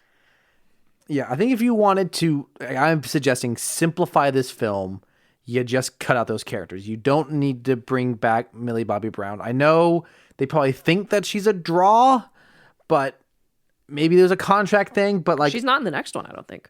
Yeah, exactly. I think each Godzilla movie has its set human cast, except for Dr. Serizawa. He can be in all of them. I think you could very easily cut out all of the stuff with the podcast squad. Because their big thing that they uncover is that Apex is making Mechagodzilla. That doesn't need to be a mystery. You have Simmons' daughter with the squad following Kong around. She's enough of a mystery to keep letting us know that there's something that they're doing. Yeah. If anything, if you feel like you really need Simmons in this movie, you send... so here's how you really simplify this movie. You get rid of both Simmons. You make Serizawa the CEO of Apex. You make that a twist. You don't tell us that. You make it seem as though Serizawa is still working for Monarch. He convinces Eileen to go to the Hollow Earth. We get there. He turns on them there. Corporate sabotage. And then he takes whatever he finds, takes it back up to Earth, reveals that he's the one who's been... He's the leader of Apex. He then activates Mechagodzilla. It goes from there. You should write this as a fan fiction. You really simplify... The movie is really streamlined, much simpler. We don't waste time with the I almost want to say Suicide Squad. The podcast squad. Serizawa you have a better human villain. Now, an idea that the podcast squad introduces that is, I mean, maybe this is not their intention, but I feel like it is. And this is, again, why I wanted a human to represent Mechagodzilla slash Ghidorah. There are human groups that represent the three parties involved in this movie. Godzilla, Kong, Mechagodzilla. You have Gaia, especially, is the human who is attached to Kong. Gia. You have Maddie, who is a human who thinks Godzilla is a good in her squad. Same. The one biggest issue, these humans never interact. Yeah, they never meet. Gaia and Maddie Gia and Maddie never meet. Why? Why do they... I just was 100% the entire time I'm watching this movie assuming these characters are going to talk and disagree with one another. Because each of them thinks Kong or Godzilla is the one that they need to be helping. And the idea of having humans represent each monster is I think, an incredible... Like, when this series, this whole genre struggles to make humans relevant, make them represent the monsters. The movie totally fails on that element.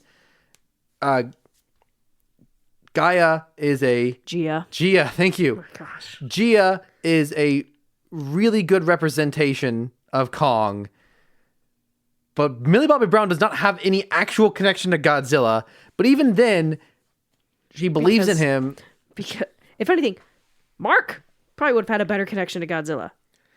Millie Bobby Brown wasn't really around Godzilla at all. It was more Mark. So that's my biggest L for the movie, is that the humans, there's a structure there set up. So I think in my ideal film, you have 3 humans, each of which represent our 3 characters. And instead, at the end, they don't really interact. The humans that represent Mechagodzilla are killed almost immediately. And Millie Bobby Brown spends the whole film just uncovering a mystery that's not really a mystery and is not really there for a good reason.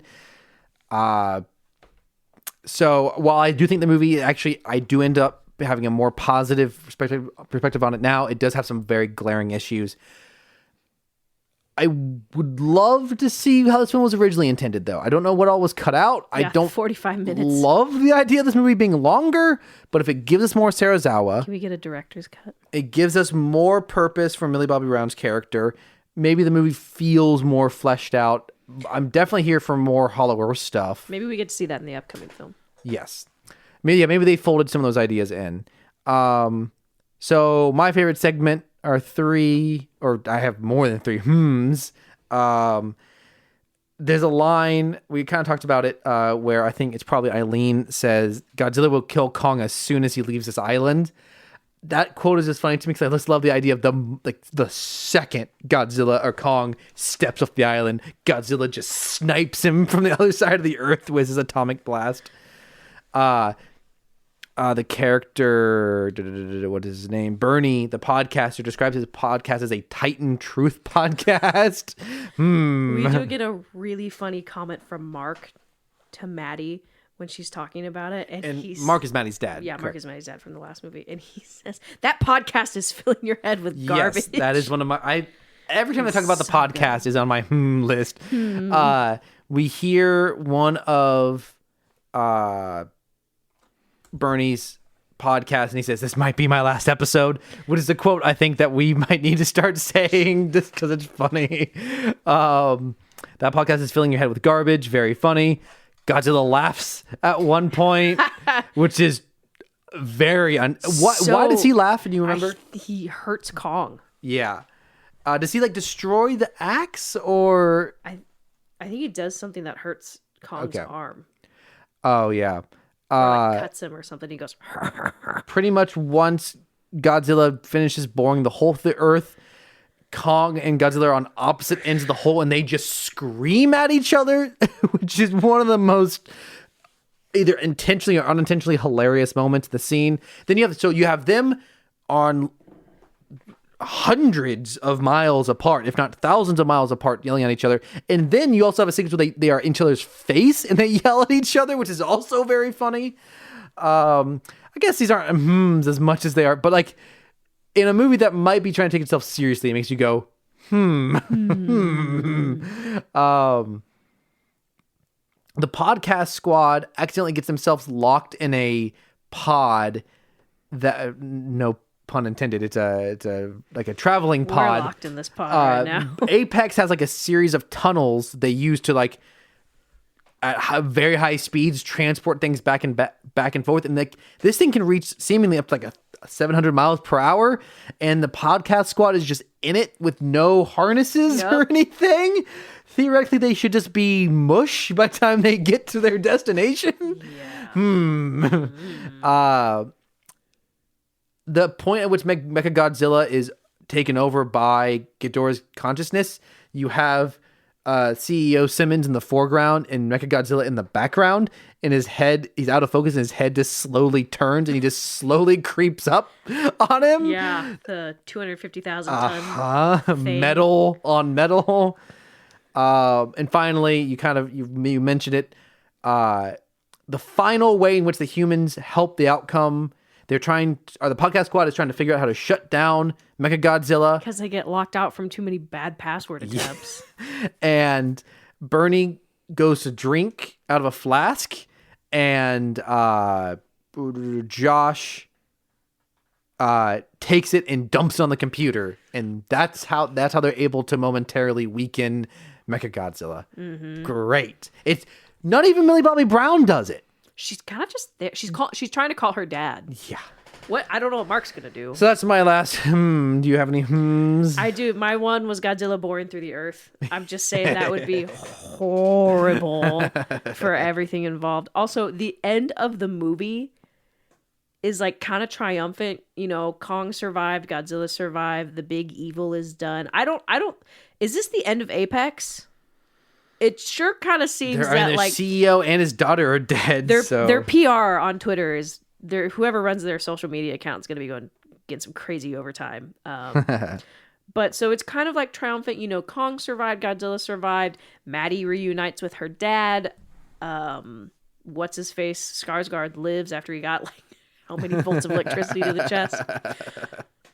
A rather triumphant ending, despite the fact that probably like 500,000 people died in the last 24 hours. So the population of Hong Kong is about 7.5 million with about 100 to 200,000 tourists a day. And it was in the heart of Hong Kong, downtown. Yeah, we didn't really even talk about Mechagodzilla much. He's Godzilla, but he also has like lasers and missiles and stuff, and those things are flying all over the place. Even before that, Godzilla and Kong are destroying entire skyscrapers. They are destroying people left and right. Godzilla took out a bridge with just cars and cars on it. So right in the heart of downtown, so you have this like kind of triumphant, and then like 500,000 people are probably dead. My other So, if you didn't see the end credit scene or listen to our last episode of King of the Monsters, you might be wondering how in the world did they get a Ghidorah skull when Godzilla burned them all up at the end of the movie? Well, there's an after credit scene with the main villain Jonah, Charles Dance. They have fished, or someone has fished that Ghidorah skull from the head Godzilla ripped out outside in the ocean before they got oxygen bombed. That is where that skull comes from. And they sell it to Charles Dance or whatever. Who seemingly sells it to Apex. Yeah, who seemingly sells it to Apex, but who in an off-screen scene goes, I don't want to be in these movies anymore. Please take this monster head. It's just kind of like, okay, Charles Dance probably didn't want to be in it. Okay, cool, get that. But you do have this character, I almost said Jonah Hill, of this villain who was ready to destroy humanity, well, the majority, except for himself, because, you know, and he just, I don't know, surely he didn't just retire to some beach house, you know, or he just sold it enough money and said, I'm just going to go off grid for the rest of my life. I don't know. He seems too driven to just go, peace out. Good luck with that. So I don't know. Maybe he like croaked between films, his character. Radiation poisoning. You know, he might have. But so, yeah, it's just, I don't know. That's just kind of interesting. So. Yep. Any last notes on Godzilla versus Kong? You had a very funny comment that I didn't get to talk about yet. Okay. This is before they go into the Hollow Earth, and Simmons' daughter is talking about like the ships they're about to take into the Hollow Earth. I think Skarsgård makes a comment that he's like, if your helicopters are as good as you say they are, and she corrects him and says heaves, as in HEAVS, plural. That's what they're called. They're short for something. And Cameron you just said that's what everyone watching this film is doing, and it was really funny. Got a good old kick. If you don't know what heaves means, it means to throw up. So that's really all I got. Puking as a result of watching this film is our final note we're gonna end on. Godzilla threw up, or not Godzilla, Kong threw up in this film. Bunch of water after he almost drowned. Oh yeah. I remember that. Yeah, I forgot about that. So meme minute, but it's longer than a minute. Finally. Meme parsec, meme astrosecond. I have 2 videos. Oh, I've got a video too. What's your first one? Well, what toy commercial are you showing this week? How did you know?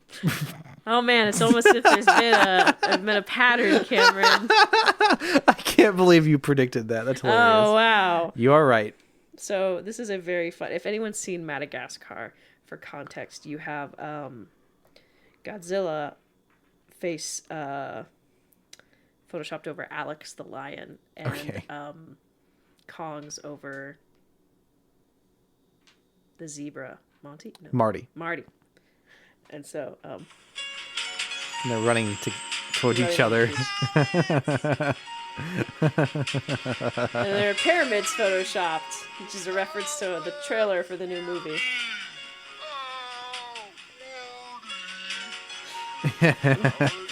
Godzilla's face just morphed into being pink. So, Hey, hold on! Hold up! Whoa! I like that as it goes. Oh, sorry, the real. So I do have a toy commercial. The last few weeks I've had different Godzilla versus Kong toy commercials. This week, this is a classic, like 80s Godzilla toy commercial that I just found very funny and thought you might enjoy. Godzilla. Ooh, I hate that. He's like smooth and got a round head. Godzilla's ugly tongue. His ugly tongue. Pretending he strikes it all And his way. You in can the launch same Godzilla's theme claw as the for final oh, you blow. missed it, Rachel. You got to see this. This is the big reason. Pretending he strikes it all in his way. You can launch Godzilla's claw for the final blow. You can just What? click a button. What Godzilla? You've seen the classic one. Is there a Godzilla movie where he can just shoot his hand out of his That arm? I remember. From the Shogun And I've seen a lot of them. So, as per has become somewhat tradition now, these commercials showing toys doing very mundane things. They're just using the Godzilla toy to knock over sandcastles. It's so mundane. I love it. I love how smooth and round he is. I love that he fires his fist and that a selling point is that you can make him stick out his tongue. Ah, this commercial cracks me up. So What do you got? I have a TikTok that might be a little poorly aged. Aged like as in fine milk. within the last 2 weeks from the Quiet Onset documentary. Oh, tons. I'm gonna have to cut this. Athena, be ready to cut this. Be ready. So it's a clip from Drake and Josh. And it's captioned, We are going head first into some dangerous and waters it's, here, it's man. the episode with Oprah, or Oprah off screen. Where, Oh, I think I Josh remember loves this. I didn't Oprah. watch much of Drake and Josh, but I It think I says remember this. POV, it's March 31st, 2021, and you and Bro are driving together while Kong and Godzilla are about to fight to the death. Would you let go of my wheel? Hey, come on! Hey, watch it! And it's color graded to the Hong Kong color, like palettes of neon to the end of Godzilla versus What a bizarre Kong. edit. That's And a truly bizarre I edit. saved it, and then I went, and then like 2 days later, I was like, So how many image memes do you have? hold on, I got count. I was counting, then you talked to me, and I lost count. I'm very happy to have disrupted your mental process. What is a podcast? I mean, I got 11. 11. Okay. Then I will also do 11. How many do you have? 22. Oh my god! But I have some carryover ones. I had a lot last week that I didn't get to show because you had a lot fewer than normal. Oh my god! I'm not gonna show. I'm gonna We're show gonna have 11. like as 30 well. next week, Okay. or in 2 weeks, because what is time? So this is got the shy emoji and the two fingers pointing towards each other, and it just says, "What if we held hands and kissed while sharing the Godzilla sippy cup?" Wait, It's got two straws. I don't have that one. Didn't you show that last week? Did I? I didn't remember showing it. It's possible that I did. Let's check the Twitter account. I can finally go on Twitter again. Oh, speaking of which, in this little down moment, if you have any interest in watching Godzilla X Kong, do not look up anything about it. They have shown Oh my way gosh! too I much. was just about to say, if I could browse if people could stop posting every single I know. screenshot from the entire film, I am that would so be pissed. fantastic. I know way too much about this movie, You and I'm didn't show so it last mad. week, but maybe I think I sent that meme to you. Oh, really? I think I sent it to I you. don't think I remember so. seeing it. I really thought I would say, but it's possible you saw it, and Maybe I saw it and I was like, should I put that or on the maybe it's not podcast? possible that you saw it. I don't know. Maybe I made Anyways, it. but yeah, if you're posting every single screenshot from the movie, stop it. Stop it. Get some help. All right, what's your next meme? Clone Wars meme. Maul sets up elaborate scheme to get Obi-Wan to fight him on Mandalore. Obi-Wan sends Ahsoka instead. Maul. And it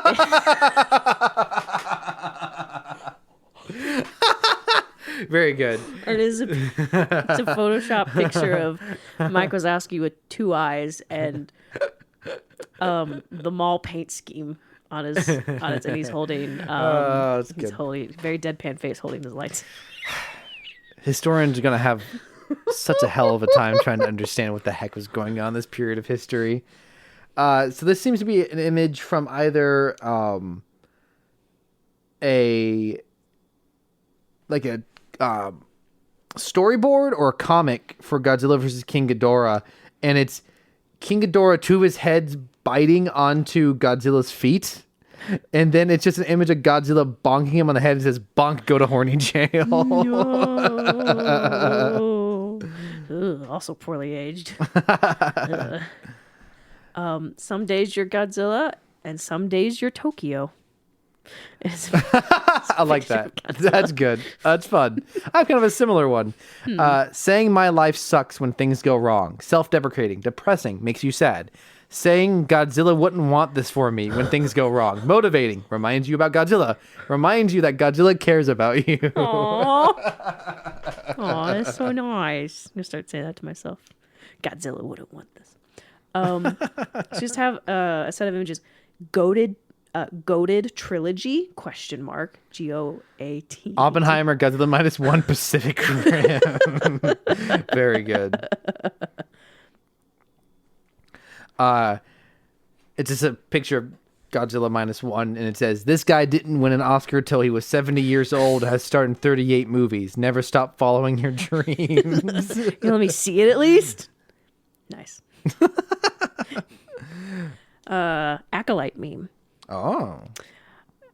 It's the scene with the Padawans. Close your eyes. I said close. Oh, right. And it's the alien Padawan who can't close his eyes. And it's just photoshopped a KFC bucket over his Yes, head. that's good stuff. I saw that one too. Give me just a second here. No, that didn't work. Okay.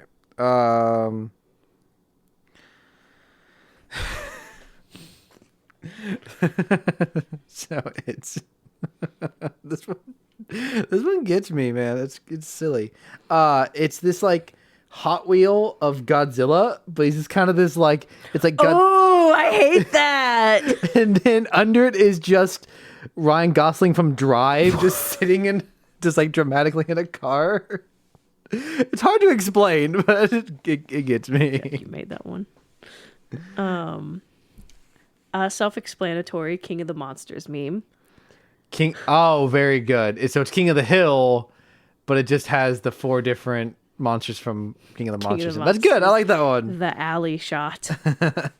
Our tests have determined that you are the father. And it's an image of Yoda with his eyes big, and then Oh. Ugh, Manila. is that really his name? That's his name. It's Godzilla's like son from the old Manila, movies. Who's like Minizilla. just I like how their faces match. Ew. Hey, uncomfortable.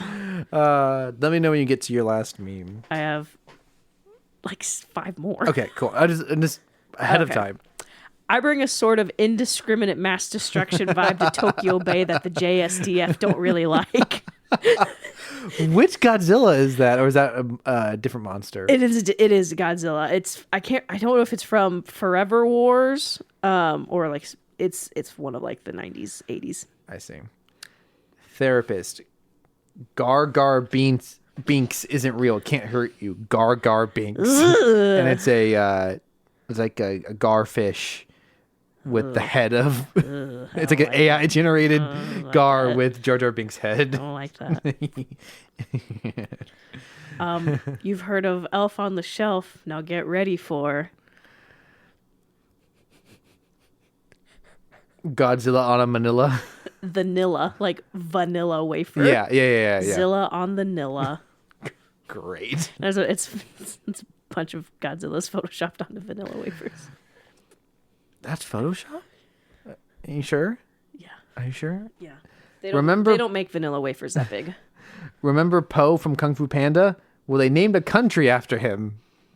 Poland. I feel like you made that one. I feel like you made that one.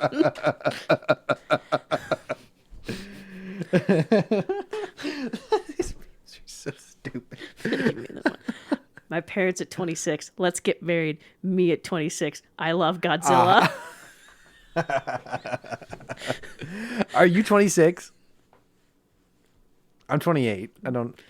We're not 25. We're not doxing our ages. Okay. So you have the meme, the broader meme format where you take an image with that character saying something and then people black out letters to make it say something else. And it's, I'm forgetting his name, the turtle from Kung Fu Panda. Oogway. And it's the part where he says, my time has come, but it says, when someone steals your taco, my taco. And he's crying. Yeah, you could have made that one too. This is some of the worst podcasting. It's just us giggling to ourselves. It's so dumb. You ready for this one? Yeah. I have stopped listening to this segment. I hate this segment. It's fun to record, but it's terrible to listen. What the? No! Why? Who thought of this? Why am I looking closer? It's awful. It's Shane Godzilla. It's Sheen. Sheen Godzilla. Sheen from Jimmy. Oh, but he's photoshopped. Like they've combined his qualities with Shin Godzilla. Oh, I'm gonna puke. That makes me want to puke thinking about it. It's awful. I'm not gonna be able to sleep tonight. I hate you so much.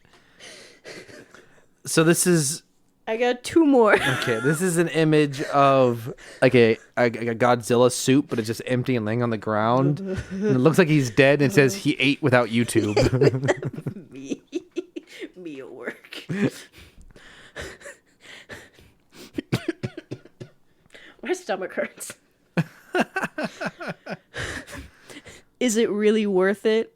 And it's a picture of OG Toho Godzilla. Or Mecha Godzilla, and it's got a red circle from his ear, and it's zoomed in, and it's a Baby Bell cheese. Is it really worth it? Such as, is it worth to harvest the Baby Bell cheese from Mecha Godzillas? So there's this Simpsons format. They tried to build like a shed or something, and he's holding up what the shed should look like, and it says, "That's one fine-looking Showa era tribute you've got there, and it's Godzilla Final Wars." Pulls it down. Why doesn't mine look like that? Oh, it's Godzilla X Kong. My last one. Me when accidentally opened the front camera. Ooh. It's like a mask. It's a Rodan mask. It's like a rubber Rodan mask. Very triple chin. So we've got a chunk chart for Godzilla. Fine Boy, original Godzilla. Then He Chomp. A heckin' chonker, hefty chonk, mega chonker, oh lord, he coming. It's Godzilla as he gets bigger and bigger. Should have added a skinny one for Shin. He's a little malnourished. Uh-huh. Yeah, things that didn't... that video, that one didn't age quite so well. Was that your last one? Yes. Oh, okay. I had more to share, but I guess not. Question. Sure. Out of the 11 you showed me, the one you made is in it, right? Yes. Considering you had 22. Can you imagine? It's actually none of them. No, I didn't show it. Let me show you one more. It's definitely not mine. Tune in next week to see Cameron's meme. All right, here comes the memes. I'm sick. Here comes the memes. Here comes the memes. My stomach hurts from laughing too much. Okay.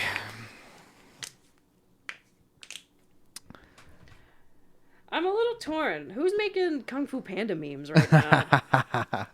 I'm pretty sure I sent this the Godzilla Cup thing.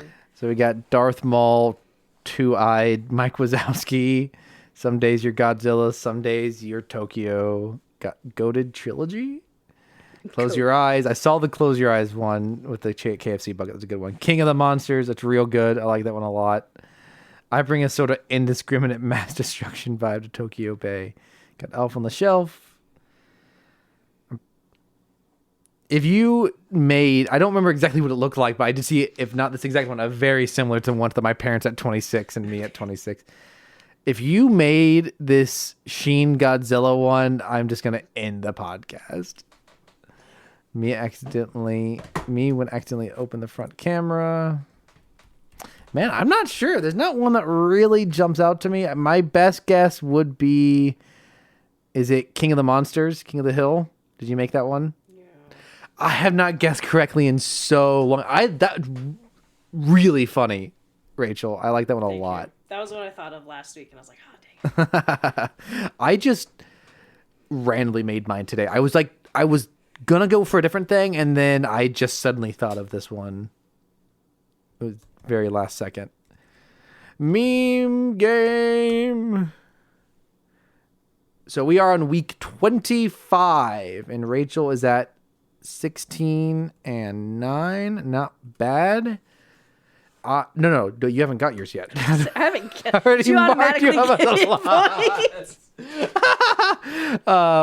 I was Oh, so good. So I'm at 13 and 13, so I've just gotten back up to even now. Some of these are some, like, not niche, but some deep Godzilla references that I don't think you would make.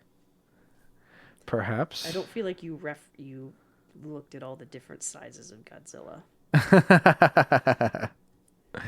You also, I don't think if you've seen a single Showa Godzilla film. When did those start? Wait, no, that's the original one. My bad. Because I've seen the original one, and I've seen Godzilla vs. Kong, and I've seen the important parts of Godzilla versus Mechagodzilla. Did you see the one, Attack of the Three-Headed Space Monster, where... Have you seen any of the episodes where there's just randomly aliens? Episodes of what? Or, not, sorry, movies of Godzilla where they're just aliens that come from another planet? Well, I think there's aliens in Godzilla versus Mechagodzilla. Sorry. Was Mechagodzilla not an alien creation? I'm pretty sure those were aliens. But there's also, I think it's like Attack of the Three-Headed Space Monster, Sure. or whatever, where the aliens come in, they're like, hey, we need your monster's help defeating our own monster. Yeah. And they kidnap Rodan and Godzilla and then just leave them on the planet. It's probably the most heartbreaking scene. Psych. I don't think you made the Manila Yoda one. You never know. You just never know. I think I do know. I don't think you made that one. Yeah, some of these are a little niche that I don't think you made. But which one did I make, Rachel? That's the question. We're not asking which one I made. Did you make the taco one? So you're asking when someone steals your taco. My taco. Is that your final guess? Yeah. I did not make that one. I made the Yoda is the father one. Really? That's good. I was trying to make a different meme today, and I was looking for an image of Godzilla, and that image of Manila showed up. I was like, he looks like Yoda. Okay, so I was really surprised. I was like, I was not expecting you to Google Manila. I was aware of his existence, but I was not looking for him. He just kind of found me. He's kind of got some similarities to Jason Sindola at the end of Rebels Season 4. That you wish he didn't exist and you don't like looking at him. I bring a certain make people puke vibe to the podcast. Mm-hmm. Well, thank you so much for joining us, friends. Do we want to talk about the comic and I can edit it in before we talk about? I wonder if we should save that till the week after. Like, we're gonna need to fill time after Kongzilla X Empire or whatever, and it'll just be Bad Batch. So we're gonna push it 2 episodes from now. I don't know. Do we want to talk? How long is the episode? About 2 hours. I feel like we should cut it. Okay. Are you okay with that? I'm fine. It's just could have some- we should just.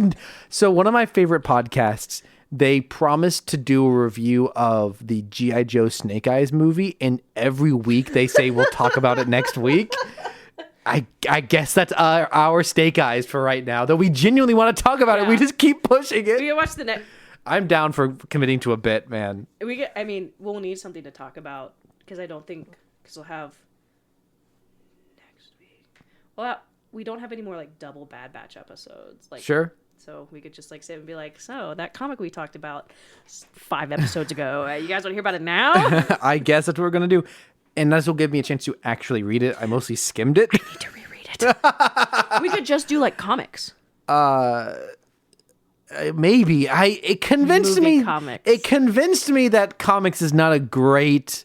The Godzilla stuff was fun. It's just not a great like. The movement of kaiju stuff is so important that it just There are some scenes where I'm kind of like, what am I looking at? movement is very hard to convey. There are some very cool moments. I think I am glad that I read it, but I don't know if I'd want to read any more though. Personally, I can read the other ones then and give you a summarization. Just tell. Great. Summarizing a comic. Well, thank you, listeners, so much for joining us this week. It's been a blast, as always. And as always, thank you to Caleb Jacoby for our excellent intro and outro music. Props to Rachel for our excellent artwork, which we need to update it. We need to add something for Boy and the Heron. We need to add something for Kung Fu Panda. And yeah, I think those are the two we need to add to the helmet.